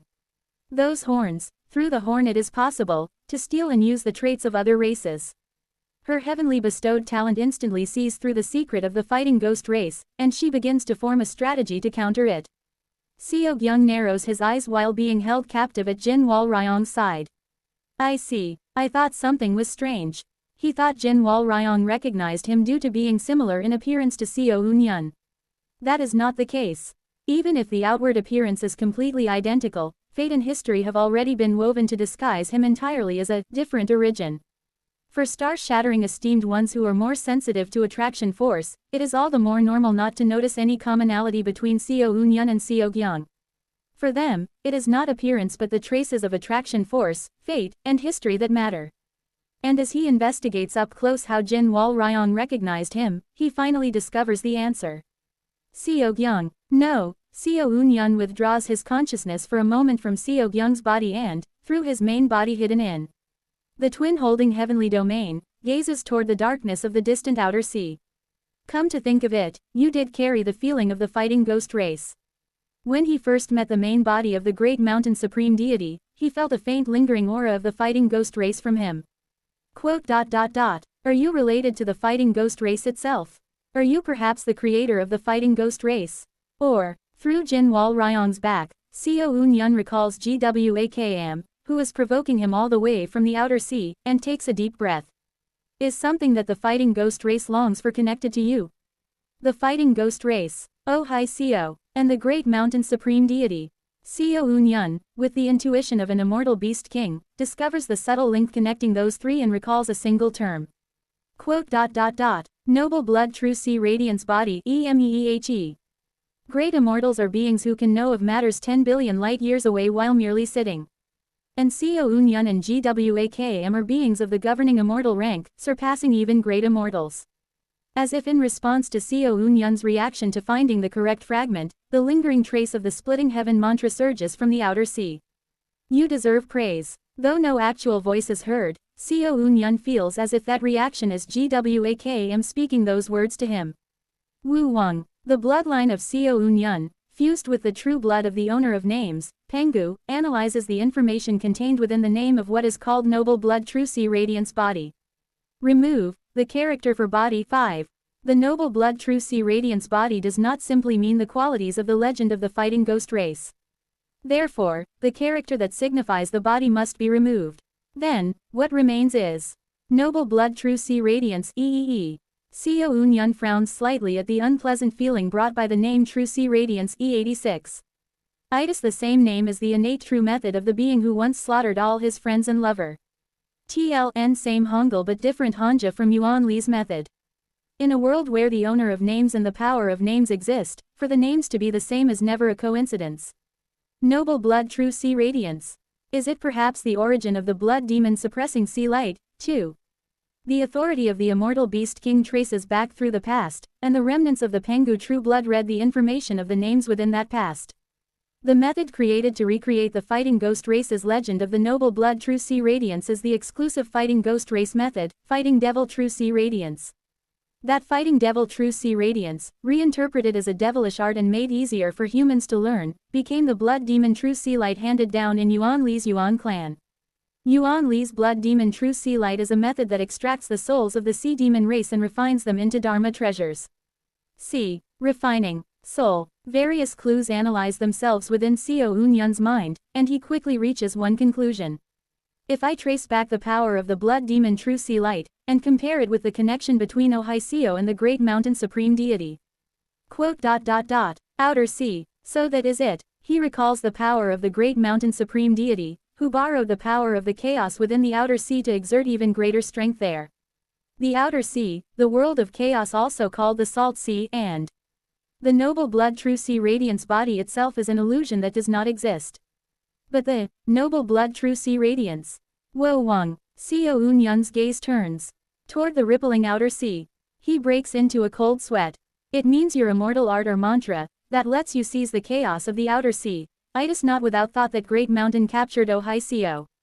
Xiao Unyun now understands why at first the great mountain supreme deity sought to challenge the audience chamber together with the underworld, but later when the situation changed, he suddenly departed for the outer sea to recite the splitting heaven mantra. All were deceived. Xiao Unyun's main body trembles. At first, the great mountain supreme deity did not possess the noble blood true sea radiance body. But after capturing Xiao, who was born with the authority closest to it, and seizing that authority in his grasp, he departed without hesitation for the outer sea. You are seizing the outer sea, the chaos itself. Chapter 746 Light and Salt 2. Kong. Copying the power of the candle dragon race's true blood, Jin Wal Ryong draws forth a sword of glass from her hand and faces Wal Ryong. Wal Ryong uses every kind of trick and technique, striking Jin Wal Ryong with the radiance halberd. Haha, yes, you do have the right to flaunt such impudent pride. Do you think that is all? Gradually Wal Ryong's momentum grows fiercer, and Jin Wal Ryong's face too fills with an expression of enjoyment. Thus, when the duel between one human and one fighting ghost race reaches its peak, heaven and earth rumble, and both of them shudder. Pong. The desert of scrap iron vanishes, and Wal Ryong and Jin Wal Ryong return to the Heart Tribe territory where they originally stand. The spell that manifested a part of Jin Wal Ryong's main body's surface is cancelled. The reason for the spell's cancellation is simple. What is this? 2. Discomposure appears in Jin Wal Ryong's eyes. The planes are trembling. The plane of Qi, the plane of soul, the plane of fate, the three planes vibrate madly. All spells, divine powers, cultivation, and the power of heart Tao blooming are sealed in an instant. Before this terrifying and sudden celestial phenomenon, Jin Wal Ryong can only be taken aback. The trembling of the planes. It does not occur only in the Heart Tribe territory. The human race territory of the vast cold realm. In place of Jun Jie, who stepped down from the seat of the Grand Cultivator Association leader some time ago, the quasi-star-shattering stage cultivator, Gao Mike, who rose to the position of leader, jolts in shock at the sudden cancellation of her divine power, and she reads the celestial energy while staring at the trembling of the planes. What in the world is this? What is this trembling? 2. The celestial energy has been temporarily cut off. Human race territory, Penglai Palace. Deep within Penglai Palace, a grand cultivator at the Grand Perfection integration stage, waiting for the end of his lifespan with a face full of wrinkles and weak breaths, suddenly shudders. By his side, the maid servants and young attendants caring for him flinch in shock and speak. Palace Lord, it seems there is an anomaly in the planes. This trembling, could it be that an esteemed one or a sacred master from another middle realm has invaded the vast cold realm? And to their worried voices, Penglai Palace Lord, Hun Jian chuckles and speaks. Well, to me, it sounds almost like laughter. Pardon. At Hun Jin's cryptic words, the maid servants and attendants wear puzzled expressions, yet diligently transmit his words to the next Palace Lord candidates who support them. Vast cold realm, Earth Tribe, True Dragon Alliance territory. The current Alliance Lord and quasi-star-shattering stage Dragon King, Yu Ryan, trembles all over. Quote. What in the world, too? As a direct descendant of the immortal beast Lofty Dragon, she can tell. Her blood is resonating. The blood of her distant ancestor is responding to the power of an immortal rank far surpassing even her progenitor. Great immortal. A great immortal above the progenitor is using some kind of power, too. The strange ripples of the three planes are not confined only to the Earth boundary heavenly domain. Sun and Moon heavenly domain. In the Nether Ghost realm. The leaders of the four great powers of the Nether Ghost realm all tremble in fear. Itis a great ghost ah. A great ghost is using their power ah. From the integration stage to the esteemed ones of the star-shattering stage, all esteemed ones of the Nether Ghost realm convulse and foam at the mouth. Though they cannot see the essence of this trembling, their very essence as ghosts delivers to them a terror they cannot understand. Ancient Force Realm. The Ancient Force Realm's sacred master He Lin, with a face shocked and pale, realizes the essence of the power and shudders. This is the power of an immortal beast king. Grandfather He Nyang, you may rest in peace. For the one who inherits your will already influences the 3000 world. Outside the Ancient Force Realm. Employing every means at the fastest possible speed, the former Salt Sea esteemed One Yuk Jung, who has become an entering nirvana quasi-immortal, discovers the origin of that power and trembles. Amazing. I already noticed it when the Candle Dragon race transformed not long ago, but is this the power of a true genius? Wait for me, I too will soon become a true sea dragon. Purple Gold Realm. Banta Castle. Sacred Master Banta, seeing an esteemed one in the midst of attempting the sacred vessel advancement fail due to the trembling of the three planes, screams. Hua, Hua, Kuog, L. Though the one who failed is the esteemed one before him, it is Banta who raves even more madly. You worthless parasite, you did it on purpose, didn't you? Using the trembling of the three planes as an excuse, you deliberately stopped your sacred master advancement, didn't you? Banta, with his eyes rolled back, rushes at the esteemed one who abandoned their sacred vessel advancement using the trembling of the three planes as an excuse. The entering nirvana quasi-immortals of the Source River faction in the Sun and Moon heavenly domain shudder. They still remember that moment, when the terrifying being crushed the 7 upper immortal level projections of the Northern Dipper 7 heavenly lords, while only at the entering nirvana stage, then attempted true immortal advancement, as still carved into their bodies. They tremble all over in terror and kill their breath. To the entering nirvana cultivators of the Sun and Moon heavenly domain now, that terrifying being is known as the existence whose name must not be spoken. They even fear that the waves radiating from that existence might find them and crush them. Heavenly King heavenly domain, Palace of Radiance. At its center, the main bodies of the 8 immortals sit in silence. Do-do-do-do-dit, a vibration imperceptible to mortal beings. Yet every heavenly lord present here feels it clearly. Itis, laughter. The laughter of a single being is madly shaking all of Mount Sumeru. Plus, in truth, is this one not more dangerous than the great mountain supreme deity? How can one of at most great net immortal so vividly manifest the power of top-ranked supreme deities or heavenly venerable rank beings? Plus, and while shaking Mount Sumeru with laughter alone, the main body's location still cannot be detected. In some aspects, they surpass ordinary heavenly venerable ranks. Plus, if such an existence does not perish together with the great mountain supreme deity, but instead inherits the seat of the great mountain supreme deity and even advances to heavenly king. At that dreadful thought, 7 of the Radiance 8 immortals present shudder. If that one truly becomes a governing immortal, then it would be no different from the return of the vast cold heavenly lord. Yet unlike the vast cold heavenly lord, who showed us goodwill enough to frighten us, if it is this one has suffered much at our hands. Perhaps, on the very day they ascend to heavenly king, Radiance Hall shall meet its end. 1. The rain-dew heavenly lord's eyes gleam as they speak. We must prepare countermeasures. That one has grown strong enough to handle not only the Radiance 8 immortals, but even the power of the Radiance 10 heavens. If that being becomes a governing immortal, then they will truly be an AUL Z grade, a top-tier AUL Z grade threat. Therefore, we must make preparations in advance. Preparations. That is right, we must amass power. Even the power of the god-killing spear could not end the Enders who joined forces.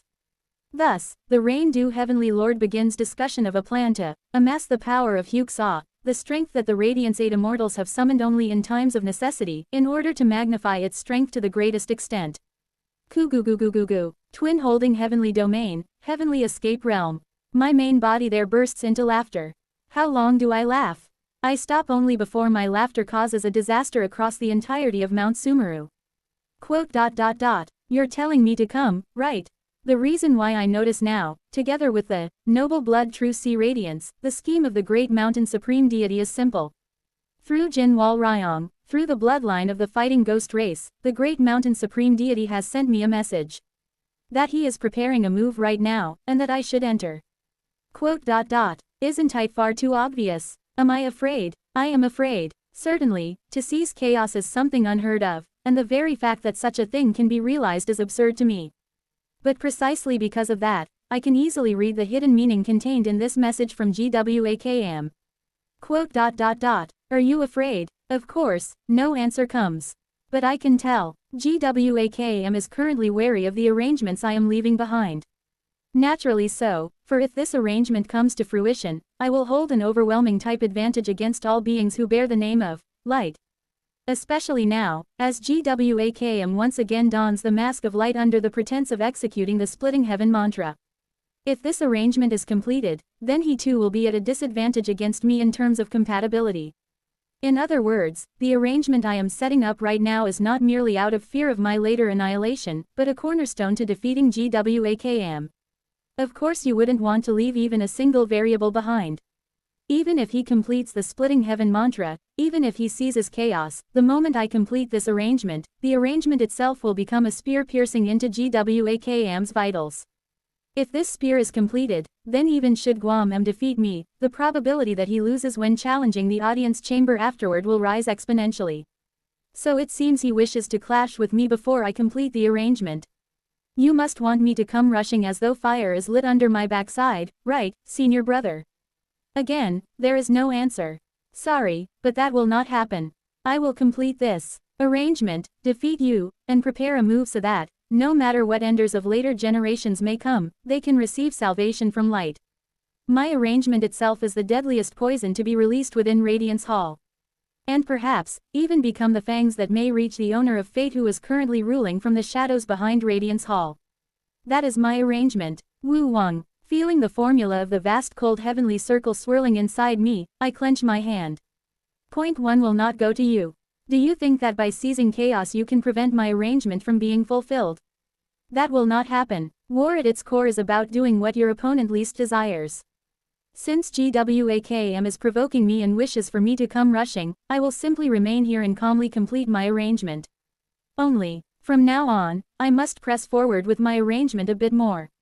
Wo Wang. I grasp the void with my hand as my eyes gleam. Quote. Yi and ah, it seems you must begin now. A move to hinder GWAKM, to divert the eyes of the Radiance 8 Immortals, and in the end seize victory in the Great Mountain War. At my single sentence, Kim Yeon's will turns into the wind and begins to cover the world.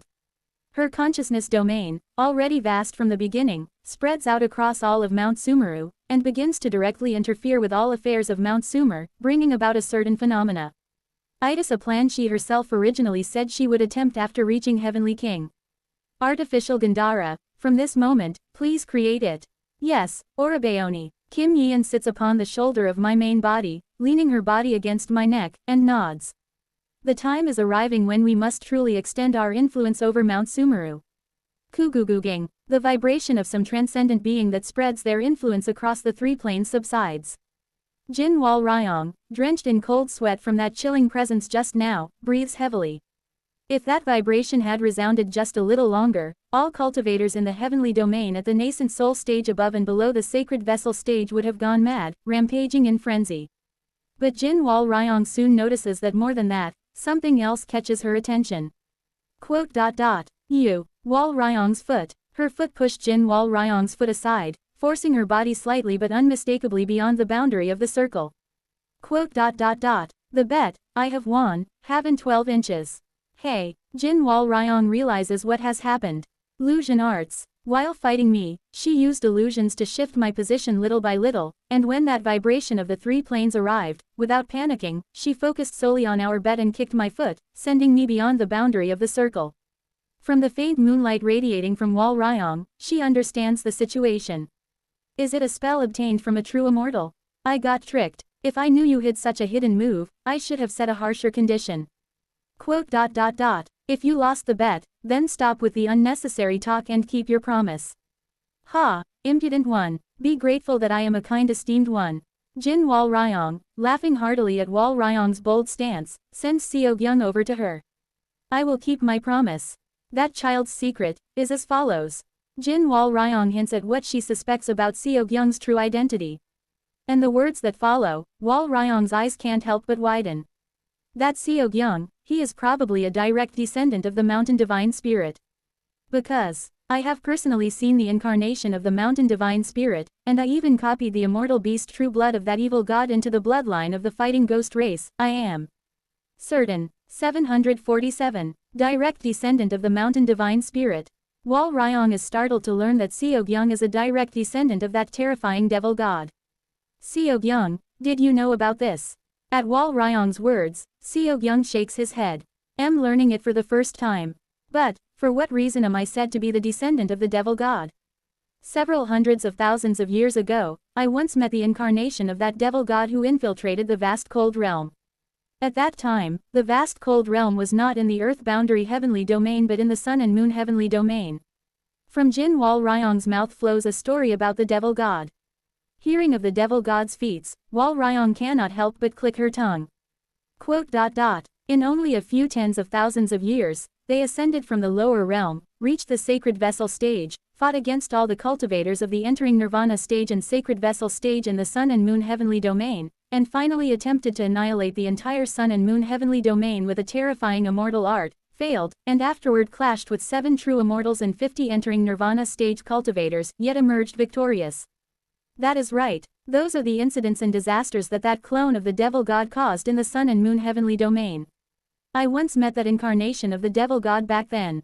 At first, I only thought of them as a human brimming with talent, but only later did I realize they were a devil god unlike any other in this world. Jin Wal Ryong clicks her tongue and continues. Appearance can be the same. This world is vast, and there are many other heavenly domains. But, from this child I sense the same flow of attraction force, the same lingering echoes of history, as that being. His appearance is identical, and he even carries a trace similar to that being. Then with high certainty, he must be a blood descendant. Hey, kid, you must have sometimes seen, within the darkness, a colossal existence beckoning toward you. Or you must have had nightmares connected to the glass sword mountain, which symbolizes that existence. Perhaps that being has at times endlessly whispered something to you, is that not so? At those words, Seok-young seems to hesitate for a long while, then exhales a deep sigh and speaks. Quote. That is, S0.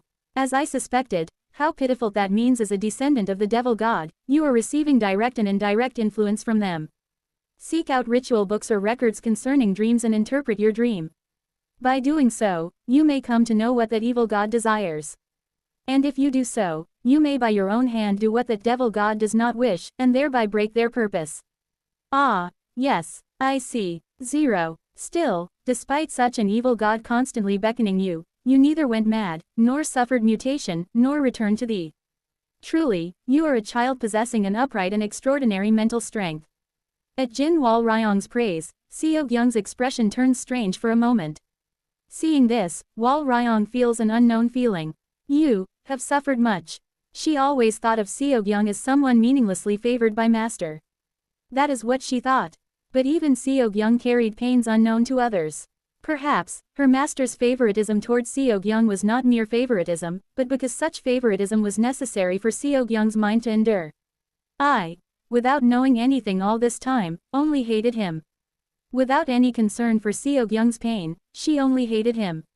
Only envied him, even resented him. But, I am sorry, was the ugly one.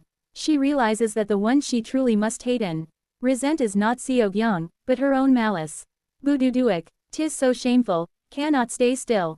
Squeeze. Wal Ryong tightly holds Seok-young's hand and speaks. Quote. Do not worry, Seok-young.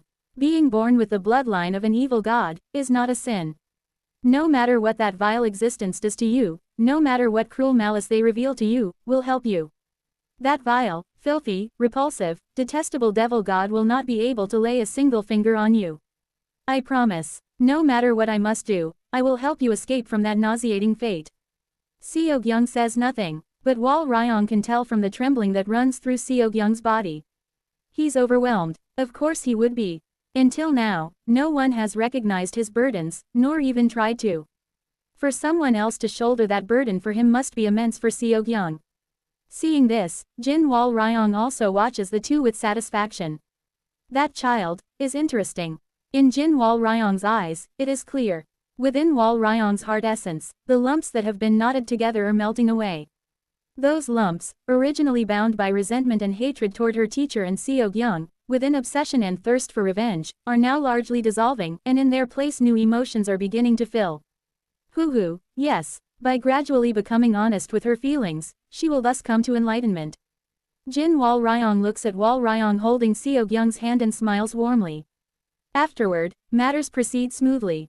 Jin Wal Ryong exchanges several greetings with Yu Jin, then skips Yu Jin's procedures and, laughing, slings Wal Ryong's entire group over her shoulders. Haha, you have grown much, Yu Jin. At this pace, you will soon be able to approach fighting dance 5th step.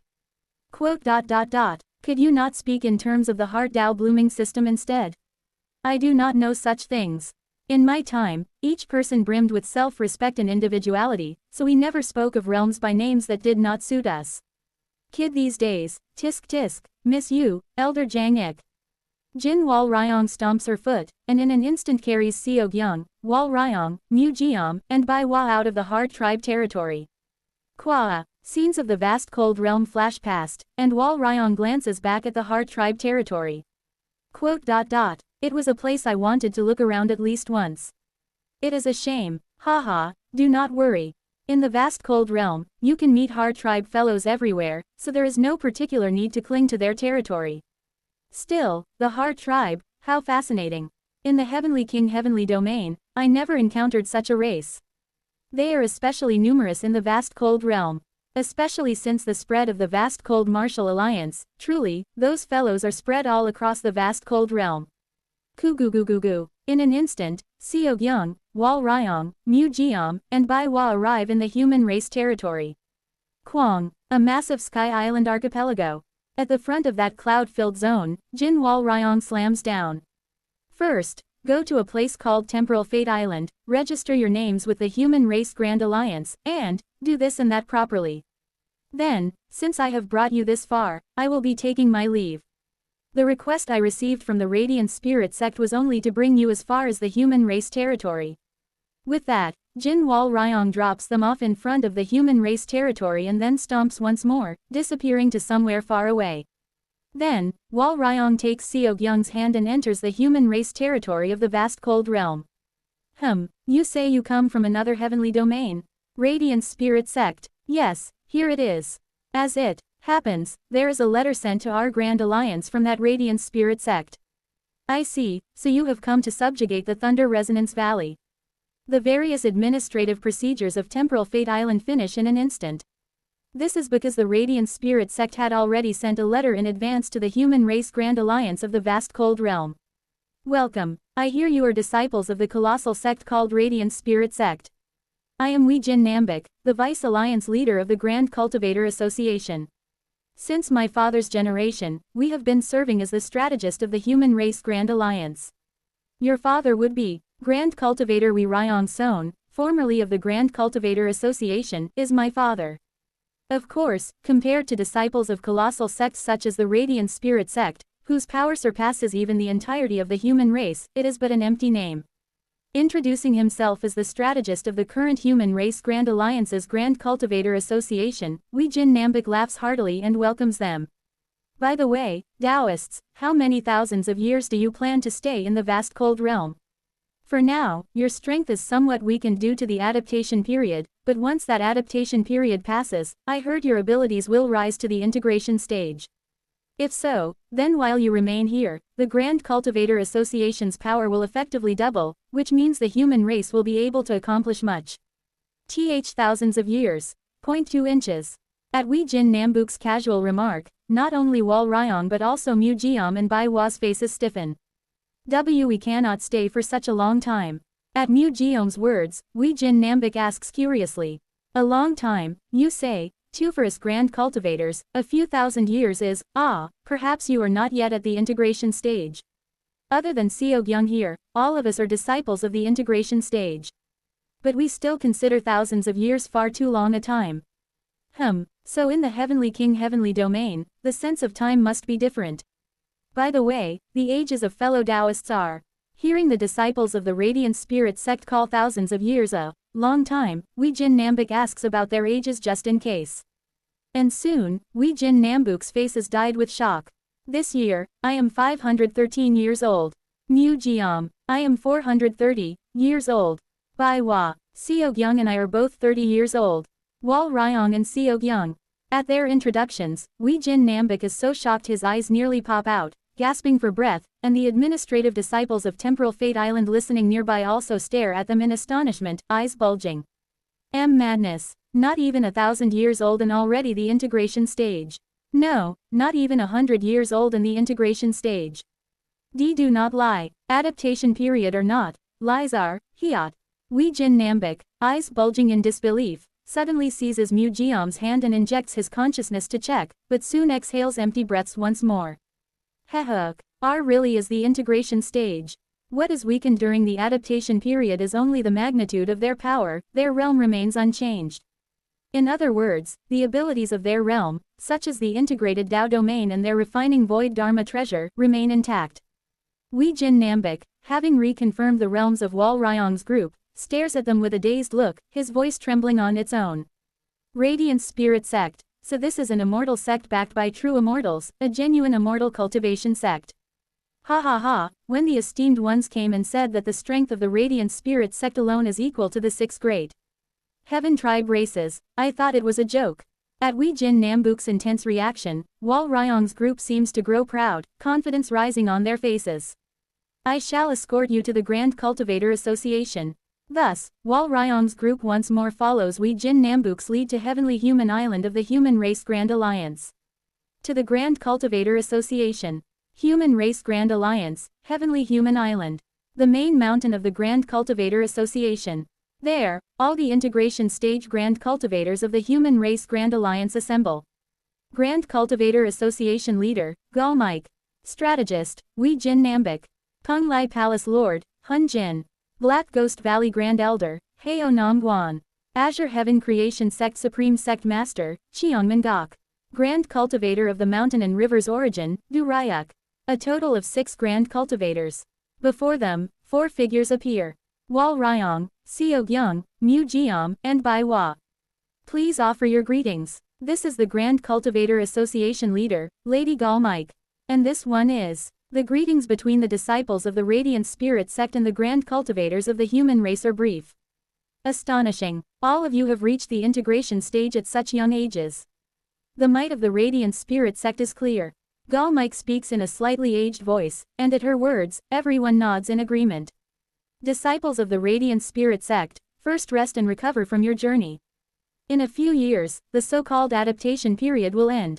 When it does, as long as you carry out a few missions assigned by this Grand Cultivator Association, then we shall in turn aid the mission of the Radiant Spirit Sect's disciples to subjugate Thunder Resonance Valley. At that, Mu Jiam gives a short laugh and speaks. Forgive me for saying this, but what missions could mere integration stage cultivators from a backwater middle realm have to assign to disciples of the Great Radiant Spirit Sect? At that arrogant remark, the atmosphere in the hall instantly turns cold. 748. Mu Jiam's meaning is simple. A contest of momentum. The Radiant Spirit Sect, a great sect that far surpasses the entire human race of the vast cold realm, and a backwater middle realm village head who is an integration stage grand cultivator. Things proceed far more smoothly once the superiority between the two is decided. It is clearly such a calculation. At Mu Jiam's arrogant attitude, Gal Mike smiles faintly and speaks. This is really, my apologies. I did not consider the hearts of our Radiant Spirit Sect's late-stage prodigies and tried to do things too much in the vast cold realm's way. The expression of the white-haired, red-eyed woman softens gently, and those who see that gaze feel their hearts grow warm without realizing it. Seeing that, Seok-young clicks his tongue and quietly marvels, while Ryong, not knowing why, raises her guard to the extreme, and Mu Jiam and Bai Hua become even more overbearing. Right, even if other heavenly domains have laws of their own, we are disciples of the Radiant Spirit Sect who came receiving a sacred mission. Therefore, this is not a mutual exchange of help in the form of a deal, you must unconditionally cooperate with us. We have come to subjugate the evil god's fanatics, so know that this is an important duty that determines the course of the entire universe. At Mu Geom's shout, the eyes of the grand cultivators in the hall each become filled with their own meanings, and Wal Ryong glares at Mu Geom without realizing it. Quote. Senior brother, no matter what, isn't it right to respect the ways of the vast cold realm? Haha, Wal Ryong, it seems you do not know. Well, but for cultivators in such a remote, backwater middle realm, the teachings of us immortal talents are what matter.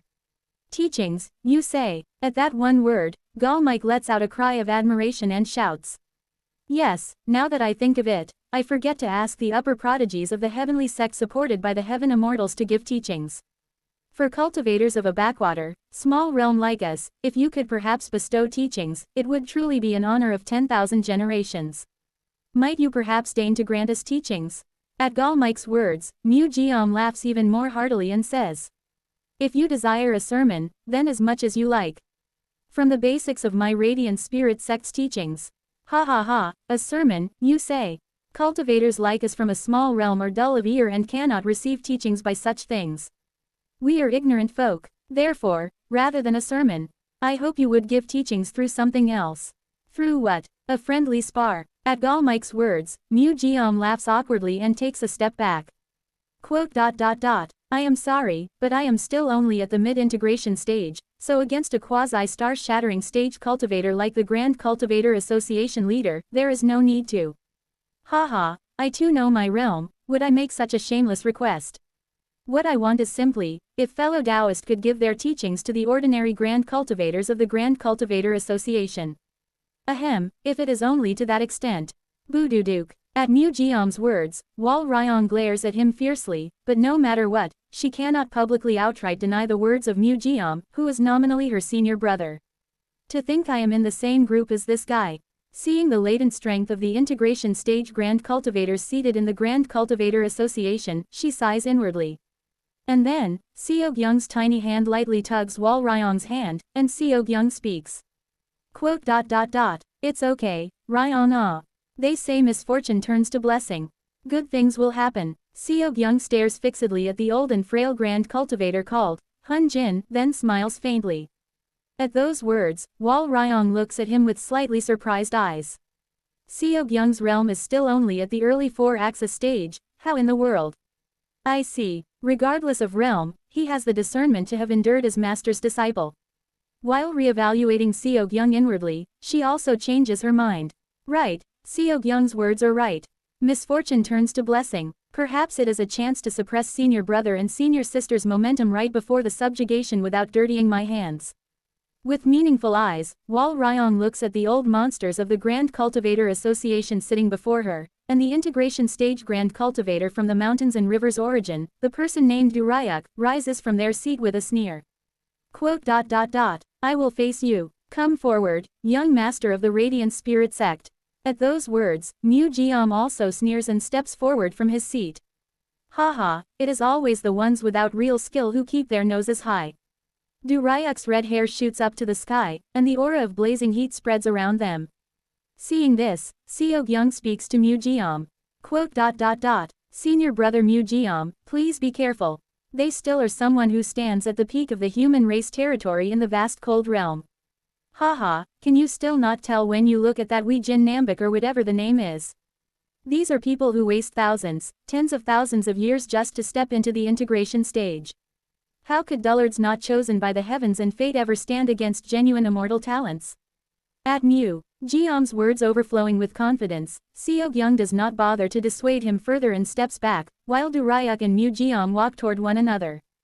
TTAK. Right after, when Gall Mike snaps her fingers, the mountain peak where the Grand Cultivator Association is gathered instantly shifts into an alternate space. This is. Mu Geom, unable to notice the change contained in that one move, is taken aback, and Bai Hua also looks around flustered. Only Wal Ryong, among the integration stage disciples of the Radiant Spirit sect, perceives the principle behind the change. She flipped the surface of the dimension and transformed it into an alternate space. A level capable of touching the laws of the vast cold realm itself. At that level, she could soon advance to the star-shattering stage. Why does she remain at quasi-star-shattering stage? A strange two-dimensional otherworld where heaven and earth do not exist, and gigantic ghost stones float densely across the void. Mu Geom and Du Ryuk stand facing each other atop one of those massive ghost stones. Wo Wang, perhaps those ghost stones boast some special function as all the Radiant Spirit Sect disciples who step onto them realize that their power has returned. Ho, so this lets us ignore the adaptation period and display our original power temporarily. I give my thanks, Grand Cultivator Association leader. Mu Geom pays his respects in his own way to Gal Mike, who reveals her realm at the quasi-star-shattering stage without restraint. Meanwhile, the other integration stage cultivators each move onto nearby giant ghost stones, and Wal Ryong lifts Seok-young by the waist onto another stone and speaks. Who do you think will win, Seok-young? I think it will be a draw. With my low realm, how could I possibly measure the strength of senior brothers and sisters, much less those of the Grand Cultivator Association of the vast cold realm? Haha, a draw, you say. At Seok-young's words, all the integration stage cultivators who hear that voice smirk. Each of them seems to think that one side will clearly and decisively overwhelm the other. Wal Ryong shakes her head. To her eyes, it is clear. Senior brother Mu Geom will lose. Overwhelmingly. In terms of realm, Mu Geom and Du Ryuk are equal, both at the mid-integration stage. On top of that, Mu Geom is a prodigy of the Radiant Spirit Sect, having received the Radiant Spirit Sect's refining Void Dharma treasure, artifacts, spiritual medicines, and unique divine powers in abundance, making him a troublesome opponent. Within the sect, he is an extraordinary prodigy who boasts certain victory against cultivators of the same realm, and even gains slight advantage over late integration stage cultivators. Yet, in Wal Ryong's eyes, she sees something contained within Du Ryuk. What should I call that? Killing intent, madness. It is the venom of a human who roamed the harsh human race territory of the vast cold realm human race without a sect, accumulating evil. Something that instantly bridges a mere gap in realm. The moment she saw it, she instantly knew Mu Geom will lose. Now then, for the teachings of the great Radiant Spirit Sect's late-stage genius, I declare the friendly spar to begin. Gal Mike's proclamation rings out, and as soon as it ends, Mu Geom joins his palms together and shouts. Integrated Dao Domain. Kuguguging. At the same time, Mu Geom's true body begins to reveal itself. From the 4-axis stage onward, depending on the method the cultivators practice, their true bodies transform, and this is called immortal transformation. Mu Geom's immortal transformation is the form of a fox whose whole body is covered in sharp swords. Those scales are thick and sharp like those of a pangolin, and unknown sharp energy scrapes fiercely at the surroundings. And that is not all. Centered on Mu Geom, a dimensional veil spreads and covers the surroundings. Mu Geom's integrated Dao domain, cold Dao swordless cage, encloses the area in a cafe of ice. TLN Mu Geom's name can mean swordless. Kakong, Kagagagong, cold winds blow in all directions, creating a snowy field, scattering snow blossoms, and throughout the snowy field where snow blossoms scatter, cold energy clusters and forges swords of ice. Those ice swords are so transparent they look like glass, appearing endlessly close to colorlessness. Behold, I am the blood descendant of the snow mountain heaven immortal. Seok-young listens to Mu Geom's roar and smirks. Ah, I see. Transparent winter sword barrier, 7. Deploy. Thousands of colorless ice swords draw a sword formation and bare their fangs at Du Ryuk. The deployment of that entire domain and the sword formation are completed within 2 seconds, worthy of being called a divine skill. The storm of the sword formation looks as though it will devour Du Ryuk whole. And at that storm, Du Ryuk takes a step forward and lets out a hollow laugh. What is this retard? Kwajik. He takes a single step. At the same time, to everyone watching their duel in Gal Mike's alternate dimensions, the flow of attraction force engraves a single name. Immortal Art 1. Sunlight PE. The integration stage realm formula, the power of the basic immortal art various omens concentrates on Du Ryuk. At the same time, an immense power of extreme yang begins to spread out centered on Du Ryuk. Warurururuk. It is instantaneous. Du Ryuk rapidly uses the ground shrinking technique to arrive in front of Mu Geom, and with nothing more than a single kick from a body suffused with the energy of extreme yang, he flings Mu Geom away. It all happens truly in a fleeting instant. Cakewang. The sword scales that sprout all over Mu Geom's body shatter in an instant, and there is not even a wound on Du Ryuk's leg. Even though he does not even undergo a mortal transformation, Duryak does not have so much as a brush mark, and he laughs as if he finds it absurd. I don't perfectly embody the formula of sunlight either, but I at least have the basics. What are you even? Shouldn't you at least show the effort to internalize the formula of cold? Quaduduk. Grabbing Mu-Geom's immortalized body with bare hands, he directly swings Mu-Geom's body. Wong, no matter how young you are, still, did they not say true immortals are behind you? They say your sect has star-shattering esteemed ones and even sacred vessels. Kwang, Kwajijik. He simply hurls Mu-Geom's body, and one of the arms of the flung Mu-Geom directly tears off. Chijijik. And at the torn spot, the energy of extreme yang settles, making it so the wound cannot even heal. Hey, young master, try saying something. I am also 4,000 years old, so I am not far from you in age, but I can do at least this much. Yet you, who they say cultivated after entering a great sect, did you focus only on decorating your domain without internalizing the formula? Warurururuk. The power of extreme yang spewing from Duryak starts to gradually melt the entirety of Mu-Geom's integrated Dao domain. The whole world begins to burn, and Duryak, without even unfolding a domain, speaks as if it's absurd. With this much difference in skill, what teaching? Heh, you are insane. I hear you took on a subjugation mission suited to your level, but that cult subjugation or whatever, it's actually insanely easy and you lot are just trying to take credit, aren't you? What? A funny bunch. Kwajijijik. With his left hand turned into flame, Duryak grabs Mu-Geom by the collar and, cracking his joints, raises his right hand. Now then, young master. Still, as a senior in life, shall I show you what happens if you wag your tongue the wrong? It's just when Duryak is about to stretch his right hand toward Mu-Geom's heart. Quaching. 1. Mu-Geom's collapsing integrated Dao domain and Duryak's power of extreme yang simultaneously break apart, and someone slips between them and seizes Duryak's wrist. Heh, let us stop here, Taoist do. Quote. Yes, Elder Hun Jin. It is Hun Jin, the Penglai Palace Lord. Hun Jin coughs and separates the two integration stage cultivators, and Wal Ryong's eyes gleam. That one called Duryak tried to kill senior brother Mu-Geom. Though it was a hidden killing intent, Wal Ryong could perceive it. It was so hidden of a killing intent that, on the Grand Cultivator Association's side as well, except for Gal Mike and about one person, no one noticed. And that one called Hun Jin, noticed the killing intent and intervened to stop it. Cough. Hun Jin, as if it was hard to block Duryak's strike, coughs blood and returns to his seat, but Wal Ryong, looking at Hun Jin's back, grows tense.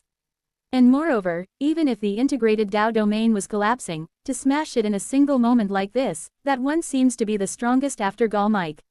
After setting up a barrier of attraction force around them, Wal Ryong quietly speaks to Seogyung.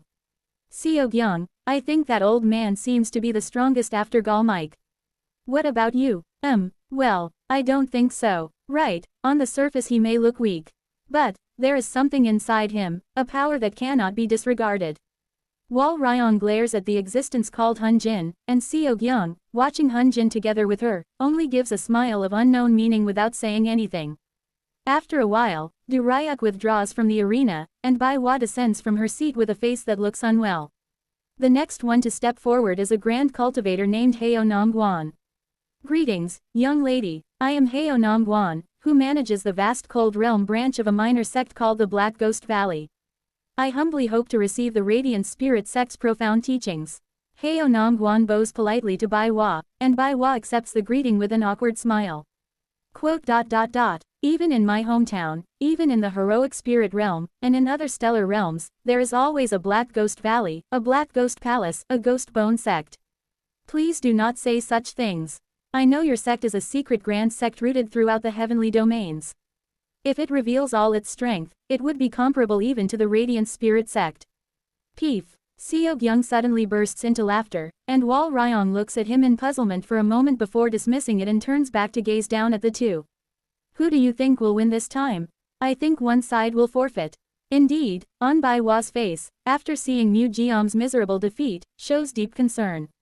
But Wal Ryong instead shakes her head. This time, Bai Hua will still win. The one called Heo Nam Guan is at the very beginning of the integration stage, and does not look that strong. Moreover, he does not carry the poison of someone like Duryak. And furthermore, the Black Ghost Valley. That secret sect mainly cultivates ghost path methods, which are perfectly countered by Bai Hua's methods. After a while, their duel begins. Bai Hua is a cultivator of sacred Tao methods which hold the power of blessing, purification, and healing, and from the beginning she overwhelms Heo Nam Guan, who reveals the power of ghost path methods. Gradually, Bai Hua presses Heo Nam Guan and seizes the momentum, and at last, just when she is about to land a decisive blow against them.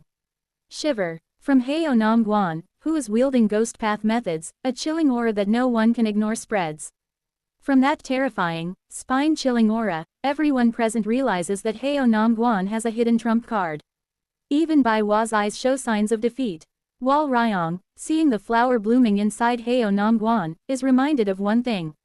A flower. It is some black flower that exudes the aura of a curse. But in that instant, I will concede. Heo Nam Guan, as if pondering something, stops the blooming of the black flower and surrenders.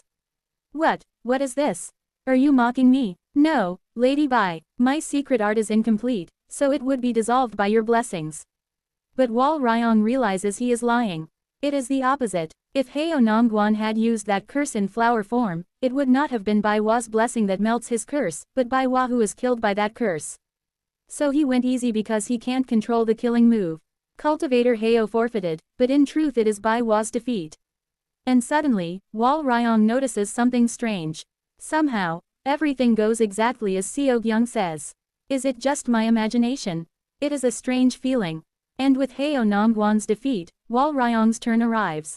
I shall. More than anyone present, Wal Ryong wants to cross moves at least with Galmike and tries to name Galmike as her opponent. But just then, Hun Jin steps forward. And as if waiting, Seog Young flies to the front of Hun Jin. What? Seog Young, what are you doing? The opponent is at the integration stage. Ah, sorry Ryong But still, I am also a disciple of the Radiant Spirit sect, so shouldn't I at least show my face? Seog Young, even if he looks the weakest, that one is. When did I ever say that? What? But before Wal Ryong can stop him, Hun Jin chuckles. Haha, it is fine. Do not mind this old man. Anyway, if it is a late-stage disciple of the great Radiant Spirit sect, then against an old man like me, cough, cough. While speaking, Hun Jin coughs up blood. Though he stopped the fight between Du Ryuk and Mu Jiam, no matter how one looks at him, he is an old man on the verge of death. In some sense, it even seems fitting for him to spar with Seog Young, who is at the 4-axis stage. But Wal Ryong feels anxious. That man is the one most dangerous after Galmike. But to drag Seog Young back by force, when he has already resolved himself, would be to disgrace not only Seog Young's face but also the face of the one called Hun Jin. She does not know what Seog Young is thinking, but she decides, helplessly, to respect his will. Well, perhaps it will be good for Seog Young to experience defeat at least once outside. Whether Bai Hua knows her worries or not, Bai Hua speaks in a carefree tone. Certainly, though he is an integration stage grand cultivator, he seems to have even gone senile, and may be a good opponent for Seog Young. What? Senile? But she soon understands Bai Hua's words. So you are a true immortal wearing a human mask. Because at Hun Jin's very first words, the strategist of the Grand Cultivator Association, Wei Jin Nambic, apologizes to the disciples of the Radiant Spirit sect. Quote, From his youth, the Penglai Palace Lord poured much of his vitality into raising Penglai Palace. Now, as a consequence, he is in a slight state of dementia. We ask for your understanding. Dementia. At those words, Wal Ryong eases her heart a little. He certainly looks that way. If so, then I don't have to worry too much about Seog Young getting badly hurt. Thus, though he is at the late integration stage, Hun Jin whose vitality has declined and senility has set in, and Seog Young, who has the lowest cultivation among the Radiant Spirit sect's party, enter into a friendly spar that none in the arena watch with much interest. Hun Jin knows. He cannot forget. Ever since he came to Penglai Palace and learned the great mountain-splitting emperor technique, the being who continued to aid his cultivation through the connection with that technique is the very existence before his eyes. Truly, I have wished to meet you. Before him, the existence in the form of a boy does not speak aloud, but shapes his lips to convey something to him. Reading the lip movements, Hun Jin smiles brightly and reaches his hand out toward his longtime friend. The moves of those who inherit the lineage of the mountain god collide in one place within the vast cold realm. 749. Thud. Hun Jin takes a step and assumes a posture with one hand extended. That stance, which also looks like a stance to deliver a palm strike, is the basic stance of the Great Mountain-Splitting Emperor technique. And, seeing that posture, I take the basic sword form, the middle guard stance, and with the youth Samsara sword method, I summon a radiant sword and grip it in my hand. After we first assume our sparring stances, a brief stillness envelops the arena. My eyes and Hun Jin's eyes meet. And then, my preemptive strike begins. Shikek, wrapping attraction force around my sword, the sword momentum fired at Hun Jin directly warps the surrounding dimension and drives thrusts into various parts all over his body. And in the next moment, I notice that small symbols of the 5 elements appear at every place I thrust and block my sword momentum. He saw this. His eyes have improved. This is not something achievable with a mere consciousness domain. The sword strike I unleashed looks simple, but it contains the principle of martial pinnacle. I'll go faster. Our gazes exchange for a fleeting instant, and in that moment 2 sword strikes simultaneously fly toward Hun Jin. It is not that I split one sword strike into 2, nor that I use a feint. Chuat, a slash that no one in this arena can perceive. Within space-time itself, 2 actions overlap, and slashes fly simultaneously from both right and left. If the first left slash is a slash simply sent forth, the right slash is a slash hurled by transcending space-time. If you exceed light speed, you can reach the past. Recently, by combining the principle of the Radiance Mantra, the abilities of immortal beasts, and the divine art Kim Young-hoon once displayed, I succeeded in implementing a slash that, if only for an instant, can return to the past. From the future to the past. By surpassing superluminal speed, I twist causality and cause the actions of 2 strikes to exist at the same time. Using the foundational principle of the Radiance Mantra, I transcend light. Chuat, it is still an imperfect technique that needs much experimentation. Even so, this is the technique of I, who reached martial pinnacle. Even though I control the power to an extremely delicate degree, if you cannot see it, you cannot block it. And in a fleeting instant, Wang, the energy of yin and yang appears at Hun Jin's left and right and naturally blocks the 2 strikes. Quaching. However, no matter how large the consciousness domain is, it is a single consciousness.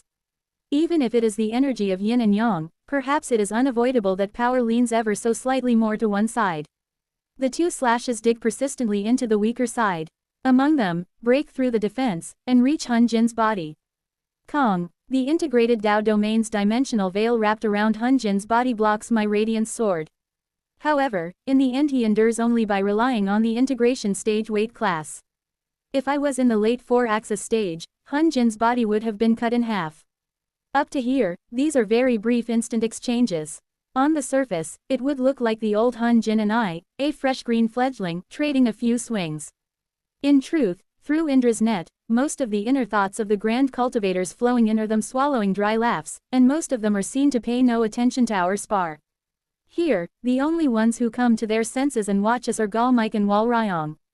With senses that have reached the quasi-star-shattering stage, Gal Mike barely keeps up with, then loses, then catches up to the exchanges between Hun Jin and me, and strains to glimpse the hidden side concealed within our exchange, while Wal Ryong, though unable to sense or see anything, feels that there is something, and glares with eyes blazing in an effort to figure it out. Remarkable talents. But in this world, there are realms that cannot be reached by talent alone.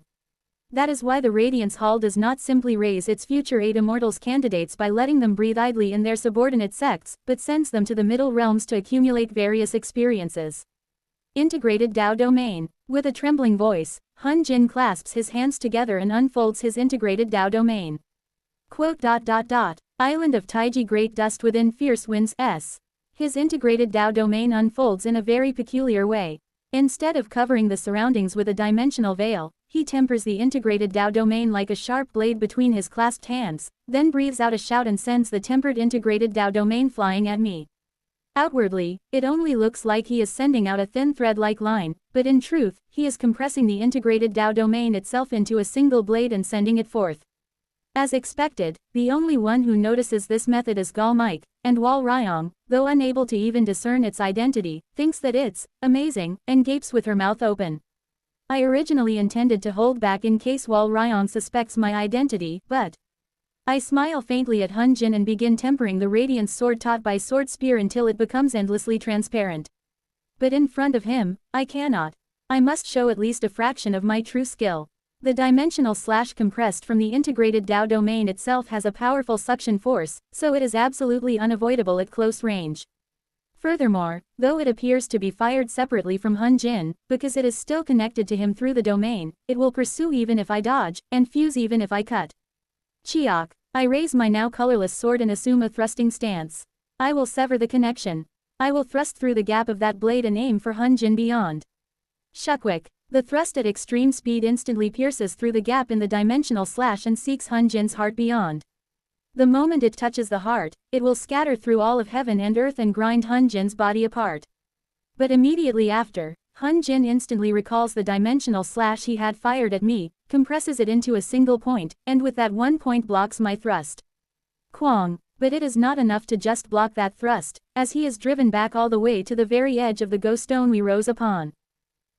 When will this end? Grand Cultivator Hun, haha.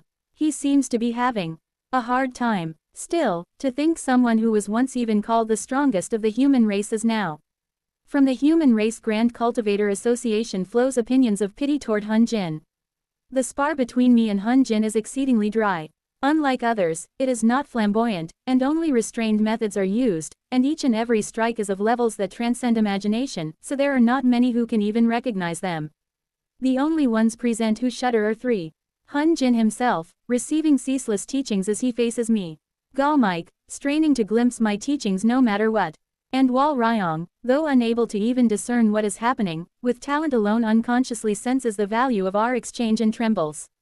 Kong, our monotonous exchange continues. And within that monotonous exchange, our duel gradually ascends to a metaphysical dimension.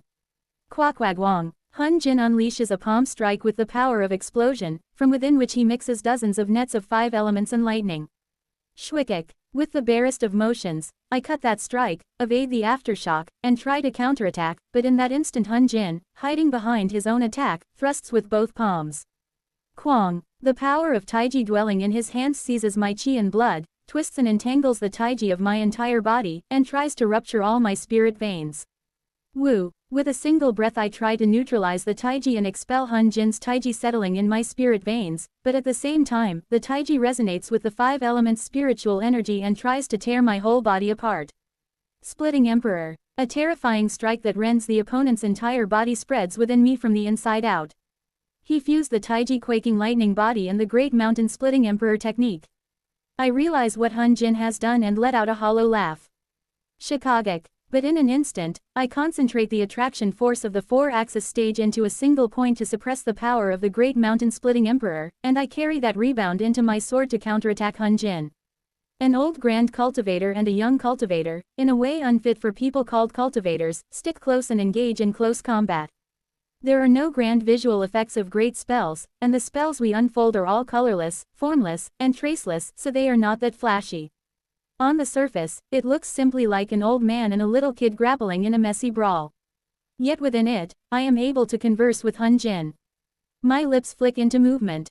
Seeming to have learned lip reading, Hun Jin reads it and smiles. You have grown a lot. Yi and Jin, Hun Jin, my old friend who inherited the position of Penglai Palace Lord from Hun Wan, and inherited the honorable surname to become Hun Jayan. It has been a long time since I was called by that name. It is good to see you again, Elder Seo Eun-yun, ha ha ha. I smile faintly as I trade blows with Hun Jin. By now, some grand cultivators grow drowsy and even fall asleep or enter meditation. Each blow boasts immense might that crosses dimensions and planes, but because the moves are so high level, they, instead, fail to notice. Why have you not risen to the star-shattering stage? At this level, you would have been more than able to reach the star-shattering stage. I wonder why Yi and Jin has not risen to the star-shattering stage. Why is it that, despite having the skill to trade hands with me, he does not rise to the star-shattering stage? Unlike Galmike, who is merely at the quasi-star-shattering stage in weight class only, he fulfills all the conditions to rise to the star-shattering stage. Why does he still deliberately remain here and grow old? Immortal art various omens reign, sunlight, heat, cold, wind, time. Every formula is mixed into each of Yi and Jin's moves. It is an application of the immortal art in a different dimension when compared to the one called Durayuk. And above all, watching Yi and Jin's gaze gradually brighten, to see to what level his eyes have reached, I, for an instant so that no one notices, deliver a faint strike at the speed of true immortals. But the next moment, Chuot, it is only a brief instant, yet I see a character clearly engraved in Yi and Jin's eyes, and I smile. So you have brought the supervisory eye within your grasp as well. To reach you again, I devoted my whole life to this. Supervisory eye, an eye that opens only when a mountain divine spirit directly lends power to a being who inherits the power of a mountain divine spirit. Among all eye arts that are below the entering nirvana stage, that eye is the highest level eye art, and it is an overwhelming spiritual eye that surpasses all those eye arts. Hun Wan, too, once obtained the spiritual eye when the great mountain supreme deity granted the supervisory eye to him in order to watch over the enders. However, Yi and Jin, by his own power, devoted his whole life to trace back along Penglai Palace's great mountain-splitting emperor technique in order to reach the mountain gods at its origin. It is similar to heavenly venerables.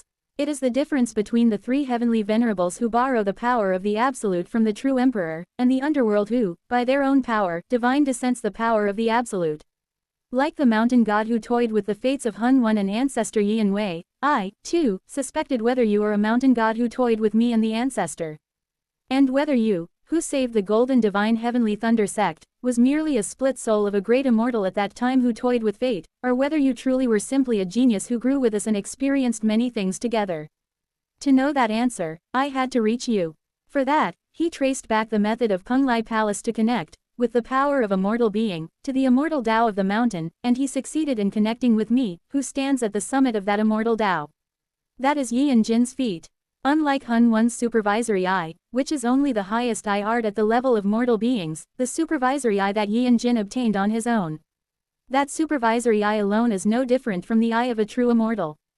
Have you obtained the answer? By his own power Yi and Jin reaches me, who stands at the peak of the mountain immortal Tao, and, by borrowing my strength, he connects to my essence. In that process, I do not intervene at all. I have obtained it. You, awakening the eye of a true immortal, Yi and Jin smiles brightly, and beyond the plane of true immortality, he directly perceives my presence. His gaze, using my consciousness dwelling in Seogyung's body as the medium, crosses numerous heavenly domains in an instant and reaches my main body in the heavenly escape realm. It is a power any true immortal can use if they know the other's existence or immortal title, but Yi and Jin, with only the strength of a mortal being, obtained the eye of a true immortal and unfolded that ability. Tuck. Tears of blood flow from Yi and Jin's eyes. It is astonishing. Even though I restrain my rank, his supervisory eye still clearly reveals my existence to him. Even if it is a power that originates from me and therefore has some resistance to my wisdom, it is undeniably a great feat. A feat of looking directly at the body of an immortal beast king while only at the integration stage and yet not exploding and perishing. You were, truly nothing more than our friend. Yet the mortal being who achieved such a feat only looks up at me with the eyes of one meeting an old friend and smiles. You were not a true immortal who toyed with the fate of the ancestor. You did not toy with my fate either. You and senior brother Jeon Myung-hoon were truly. From that single sentence, I feel countless knots inside Yi and Jin unravel. My friends. Kwang, Hun Jin's arm shatters my sword and strikes down upon my head, slamming me into the ground, and I cough out a mouthful of blood. The duel between the old Grand Cultivator at the integration stage and the young cultivator at the 4-axis stage. Naturally, it ends in victory for the integration stage Grand Cultivator. Thank you, for your teaching. Yet even so, the integration stage Grand Cultivator, whose eyes flicker as if in senility, bows with deep respect to the 4-axis stage cultivator who is defeated by him. At that absurd sight, the Grand Cultivator Association, including Wee Jin Nambic, sigh and support Yi and Jin back to his original seat. I am the one who should thank you, Yi and Jin. I smile as I watch Yi and Jin whose vitality wanes. Fighting him, I understood. Yi and Jin has no thoughts of rising to the star-shattering stage, and only intends to die at the integration stage. Like Yi and Wei, he suspected throughout his life whether Jeon Myung-hoon and I were true immortals who toyed with them. When Yi and Wei was alive, he was too young to harbor doubt, but after Yi and Wei's death, he inherited Yi and Wei's heart. I could have sworn directly that it is not so, but I never made such an oath until now, and only today did I finally unravel Yi and Jin's knots. Because it was a knot that could not be undone unless confirmed with his own hand. I accepted your heart as well. His concern and his knots about me. The doubt of whether his life was toyed with by true immortals is now resolved. But one knot remains in Yi and Jin's heart. The knot toward the great mountain supreme deity who toyed with the fates of Yi and Wei and Hun One now passes to me. I will return it to that one, on your behalf without fail. Trading blows with my friend Yi and Jin, I decided to accept his heart. He too seems to realize this, as he nods his head with a peaceful face. The other grand cultivators only shake their heads, thinking Yi and Jin has gone senile again. He will not reach the star-shattering stage. For a cultivator at the integration stage and beyond, the desire to rise in realm is not that immense. It is said that humans want endlessly to live and live again, experiencing every joy of life, but even so, their lifespan is 150,000 years. 150,000 years. A span of time where Yang Su Jin could appear 50 times. Even that, with special secret arts or elixirs, their lifespan can extend up to 200,000 years. In extreme cases, there are even integration stage cultivators who live up to 300,000 years. After enjoying every pleasure in life, every mountain and sea delicacy, and relishing in all manner of new things, do they truly want to live endlessly? Human desire is not infinite. The power of desire seems strongest, but its limits are also the clearest. I realize that Yi and Jin's desire and goal come only this far, and I nod. You have suffered much. When you go, go in peace. I send a hard message to Yi and Jin, and I take measures on Yi and Jin's supervisory eye that reaches me. Chijijik. Yi and Jin flinches in shock, squeezes his eyes shut, and soon surprise settles on his face. From now on, Yi and Jin's eye can be passed down to the next palace lord of Kunglai Palace. The descendant he designates will inherit the supervisory eye generation after generation along with the position of Kunglai Palace Lord. Yi and Jin's descendants will obtain this eye that he reached by devoting his entire life, merely by inheriting the Palace Lord position. Of course, to use it at Yi and Jin's level would require over 50,000 years of bitter training, but considering the ability of the supervisory eye, even that would be a cheap price. Sensing my consideration, Yi and Jin once again offers me a small thanks. Thus, in that brief meeting with Yi and Jin, I do everything I need to do. What was that, just now? From the eyes of third parties, Seogyung and Hun Jin's sparring is lousy. The spar between Hun Jin, who despite being an old monster at the grand perfection integration stage, drifts in and out of senility and his vitality is so drained he may die on any day, and the 4-axis stage kid Seogyung is disappointing. It just ended with them scuffling a bit. However, Wal Ryong can tell. Between the two, something immense was exchanged. Seogyung, you. In some ways, it is a situation where Seogyung can seem suspicious. But for some reason, Wal Ryong's heart chooses not to suspect Seogyung, but to dig into the techniques Seogyung showed. Just how in the world did you manifest such transcendent divine authorities in a human body? I want to know, too. Ordinarily, the power of the fate she belongs to should reveal what is suspicious and make her wary of what is unknown, but strangely, that power does not activate. As if some part is subtly broken. Perhaps an error that no one knows has arisen in her fate. But no one notices it. For that error is too subtle to even call an error, and in some respects it even further realizes her fate. Wal Ryong does not spar. It is because she has realized much from the spar between Seogyung and Hun Jin and does not even have the leisure to digest those enlightenments, and because Galmike also says to stop the friendly sparring. In the end, the contest of momentum of the Radiant Spirit Sect party ends in the defeat of the Radiant Spirit Sect disciples. All the Radiant Spirit Sect late-stage prodigies perform the missions assigned by the Grand Cultivator Association in accordance with the Human Race Grand Alliance's demands, and only 10 years later do they finally become eligible to receive support for the Thunder Resonance Valley Subjugation Mission. Kuring, Kururururung, Earth Tribe Territory. There, Dragon King Yu Ryan, who established herself as the Earth Tribe's true Dragon Alliance Lord, meets the Grand Cultivator Association of the Human Race Grand Alliance and the Radiant Spirit Sect disciples. Our fellow distinguished ones, the ones who have come to subjugate that fanatic cultist group called Thunder Resonance Valley that has settled in our Earth Tribe territory and is sucking dry all the dragon veins of the Earth Tribe territory. At Yu Ryan's words, Wal Ryong nods and steps forward. Yes, it is us 4 disciples of the Radiant Spirit Sect, Wal Ryong, Mu Jiam, Bai Hua, and Seogyung. We have come to subjugate Thunder Resonance Valley, so we ask that the Dragon King also help with the Thunder Resonance Valley subjugation. Well, good. As it is, the entire Earth Tribe territory is caught in a shortage of cultivation resources because of those Thunder Resonance Valley bastards, so I would like it if the subjugation were done even a day faster. First, let us go to Thunder Resonance Valley's main mountain, Thunder Sword Mountain, over there in the distance, and I will give you the detailed explanation as we go. Thus, the subjugation of Thunder Resonance Valley, a fanatic cultist group under an evil god, finally begins. 750. Thunder Resonance Valley is a newly risen sect that suddenly appeared a few years ago and expanded its power. You can say they mainly train lightning path methods and sword path methods, but in essence, they are a cult that worships a transcendent true immortal. Centered on the lightning sword high person of the human race, they aggressively proselytize without distinguishing between the Heaven Tribe, Earth Tribe, or mortal races. In everything they do, they keep pulling in nearby dragon veins with formations and are reducing the amount of heaven and earth spiritual energy everywhere.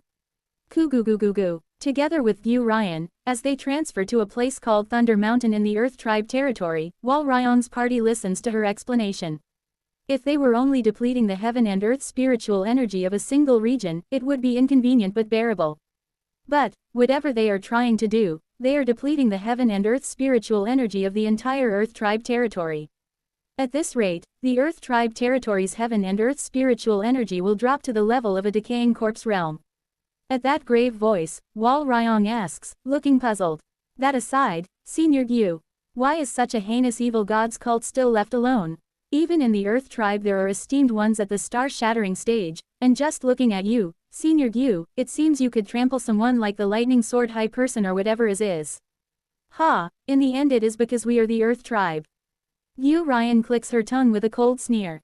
Hundreds of thousands of years ago, when the vast cold realm, which was originally in the Sun and Moon heavenly domain, moved to the Earth boundary heavenly domain, Sacred Master Baek-woon, who originally held the Sacred Master position, disappeared, and the will of some transcendent true immortal took the Sacred Master seat. Unlike Sacred Master Baek-woon, that true immortals will truly takes a completely hands-off stance, not interfering no matter what happens in the vast cold realm. Aside from restoring the name of the realm from bright cold to vast cold, that true immortal has done nothing in this world. Thanks to that, the esteemed ones who were formerly bound to duties and obligations under Sacred Master Baek-woon are not particularly staying in the vast cold realm now.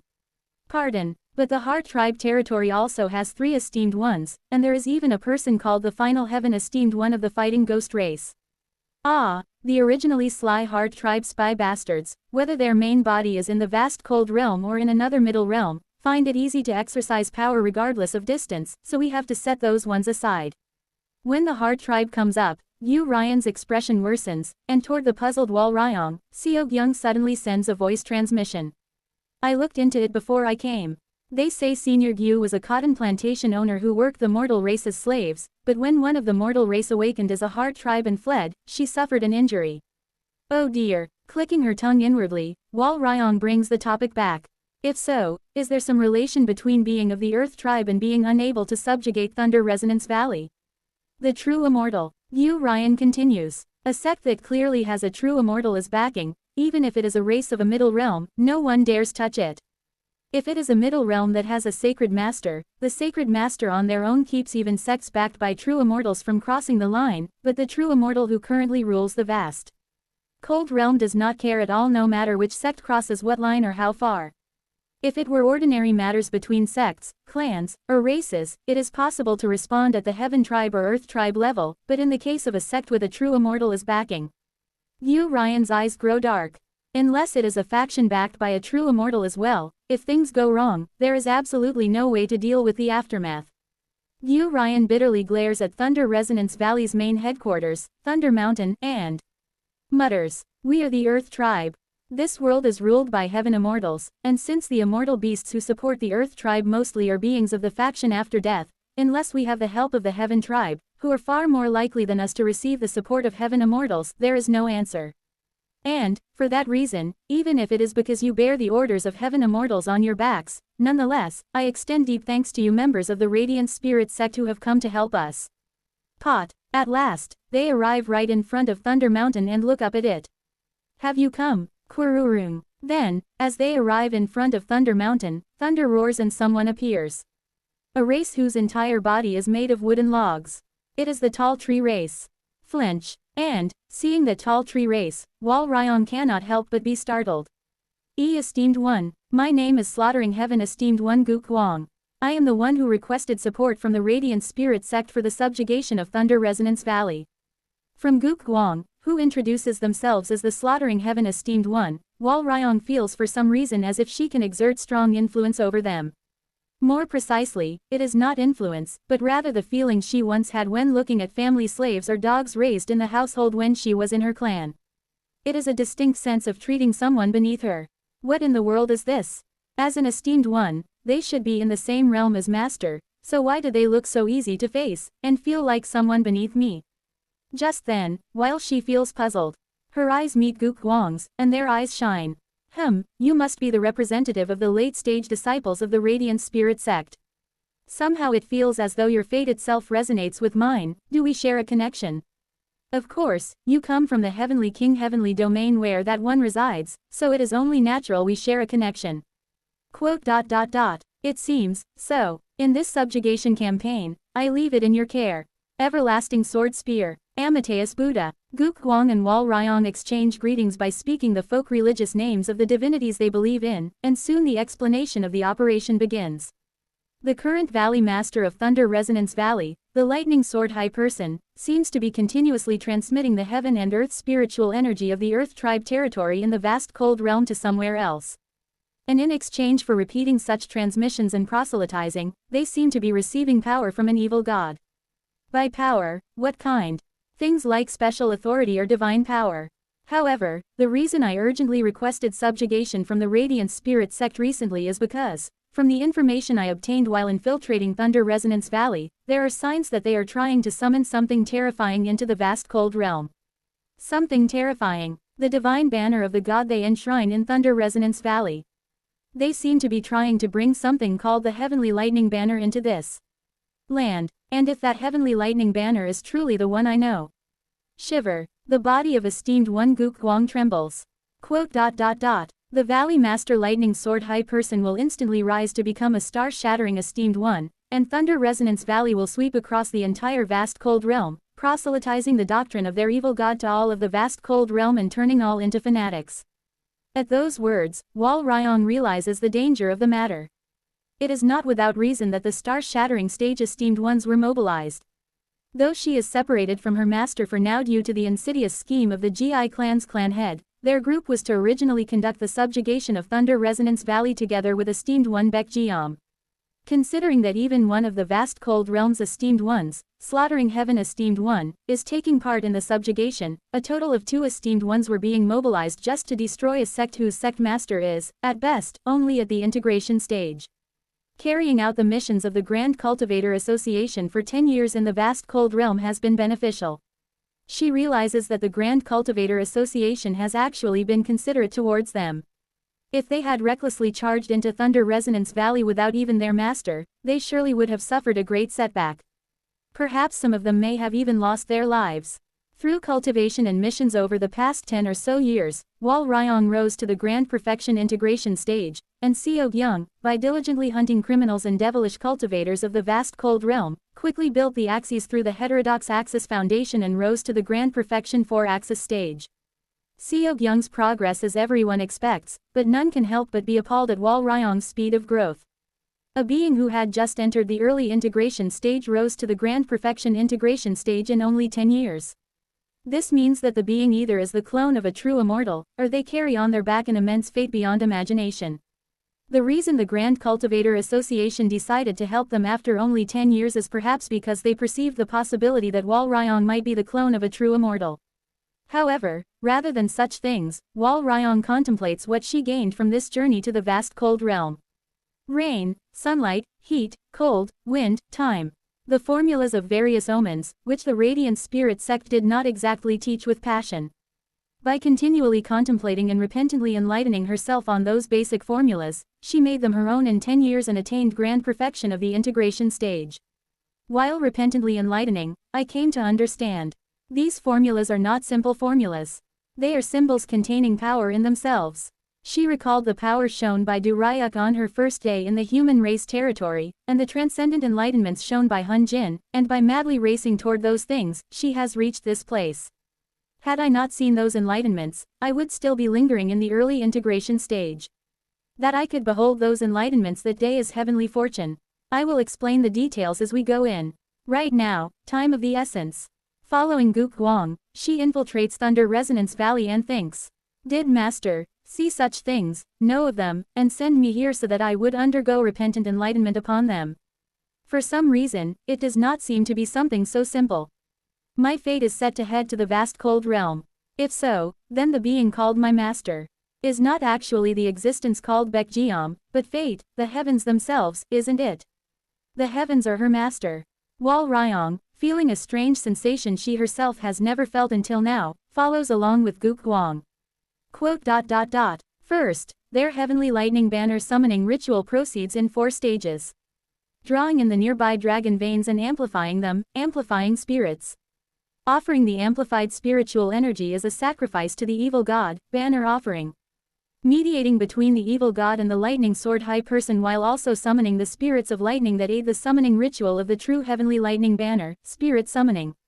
Lastly, arranging a formation with those spirits of lightning to descend the evil god's divine artifact, the heavenly lightning banner, into this vast cold realm, heavenly lightning banner summoning. We must interfere with them at the 3rd stage, spirit summoning. Listening to Guk Guang's explanation, Wal Ryong's eyes gleam, and Seok Young, Mu Jeom, and Bai Hua look at her in puzzlement. What do you mean, junior sister? Isn't it best to ruin the ritual of amplifying spirits rather than spirit summoning? During banner offering, the amplifying spirits ritual is not that difficult. They can do it anywhere even if not here. If we interfere here, they can just move their base, hide somewhere else, and carry out the ritual. The banner offering ritual is difficult because it requires a place with the right conditions and the making of a consecrated site, and it also consumes a lot of materials each time it is performed, so it is a good point to interfere. But since the evil god is directly involved, that too is dangerous.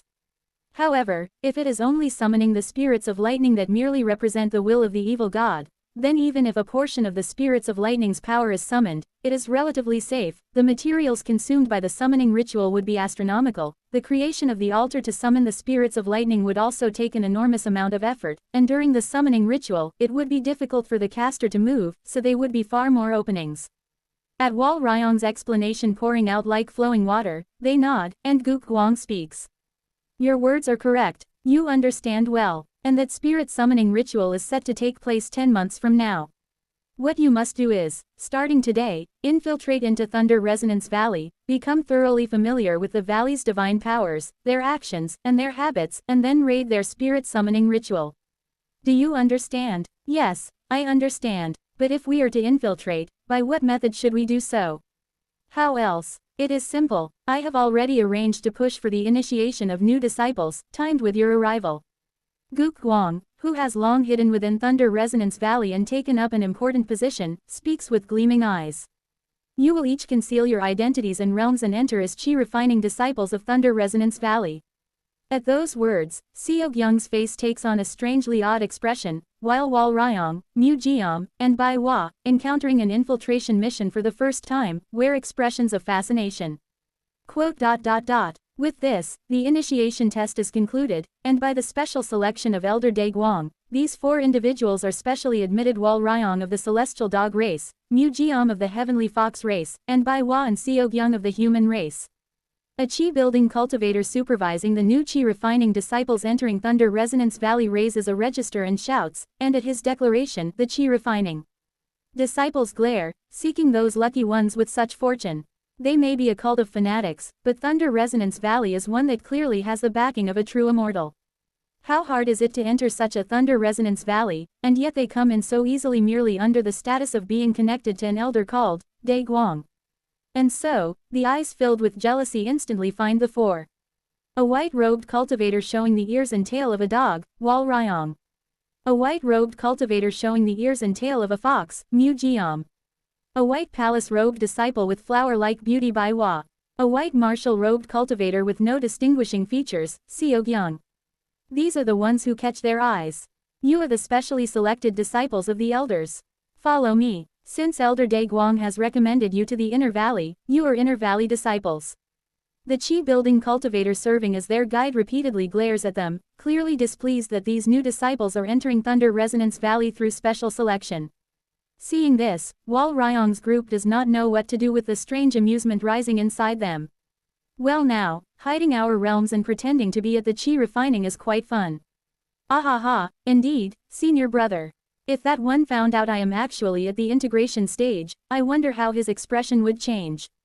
Mu Jiam and Bai Hua chatter and chuckle through voice transmission, and Wal Ryong, holding Seo Gyung's hand so he does not grow too tense, also finds it hard to suppress her smile at the strange amusement of this situation. This is more fun than I thought. Hiding their realms, hiding their strength and skill, pretending to be low-level chi refining cultivators, and calling a mere core formation cultivator there, great senior, the very situation itself is ridiculous and entertaining. Elder Dae Guang, even esteemed one Guk Guang, is amusing too. She recalls the star-shattering stage cultivator Guk Guang, who infiltrated Thunder Resonance Valley under the name Dae Gang in the realm of nascent soul, and she lets out a chuckle. Give your greetings, you kids. This is Elder 10,000 Laws. At Elder Dae Guang's request, though they are not your formal master, they will serve as your temporary master. Call me 10,000 Laws Spiritual Lord. I hold the role of spreading Thunder Resonance Valley's teachings. Greetings are unnecessary. Now then, you will soon be at the chi building stage, so let us first go get your chi building pills and chi building methods. The old man who introduces himself as 10,000 Laws Spiritual Lord leads them to the library of Thunder Resonance Valley. Give your greetings, this is Eastern Brilliance. He is the keeper of the valley's library. I am the library keeper Eastern Brilliance. Call me Eastern Brilliance Spiritual Lord. Do you have any particular type of method you want? Well, nothing too grand. Just basic methods would be greatly appreciated. Wal Ryong and the others accept Thunder Resonance Valley's basic chi building methods handed to them by Eastern Brilliance Spiritual Lord, thinking to themselves. My word, chi building methods. I've never practiced them since I was born at the core formation stage. How fascinating. I learned these as a baby since I was born at the chi building stage. How nostalgic. These are the foundational methods I learned as a child. Haha, it brings back memories of when I was 6 years old. Are they not just too cute, junior sisters? Yes, senior brother. Was he called Eastern Brilliance Spiritual Lord? He brought this for us to practice, right? He's so adorable I want to scratch his belly. But why are they staring at us so intently, senior sister, senior brother? Who knows? There is no way nascent soul babies could overhear the voice transmissions of integration grand cultivators, they must just be putting on a solemn act. So cute. And did you hear? Spiritual Lord. Ahahaha, even if it is just a title, they're calling themselves spiritual lords as a nascent soul. Ahahaha, 10,000 Laws Spiritual Lord, Eastern Brilliance Spiritual Lord, ahahaha. Them pretending to be dignified is so cute it is killing me. Centered around Mu Jiam, Wal Ryong's group accept the basic methods while exchanging amused voice transmissions about how cute they find the 10,000 Laws Spiritual Lord and Eastern Brilliance Spiritual Lord, who stare at them with peculiar eyes.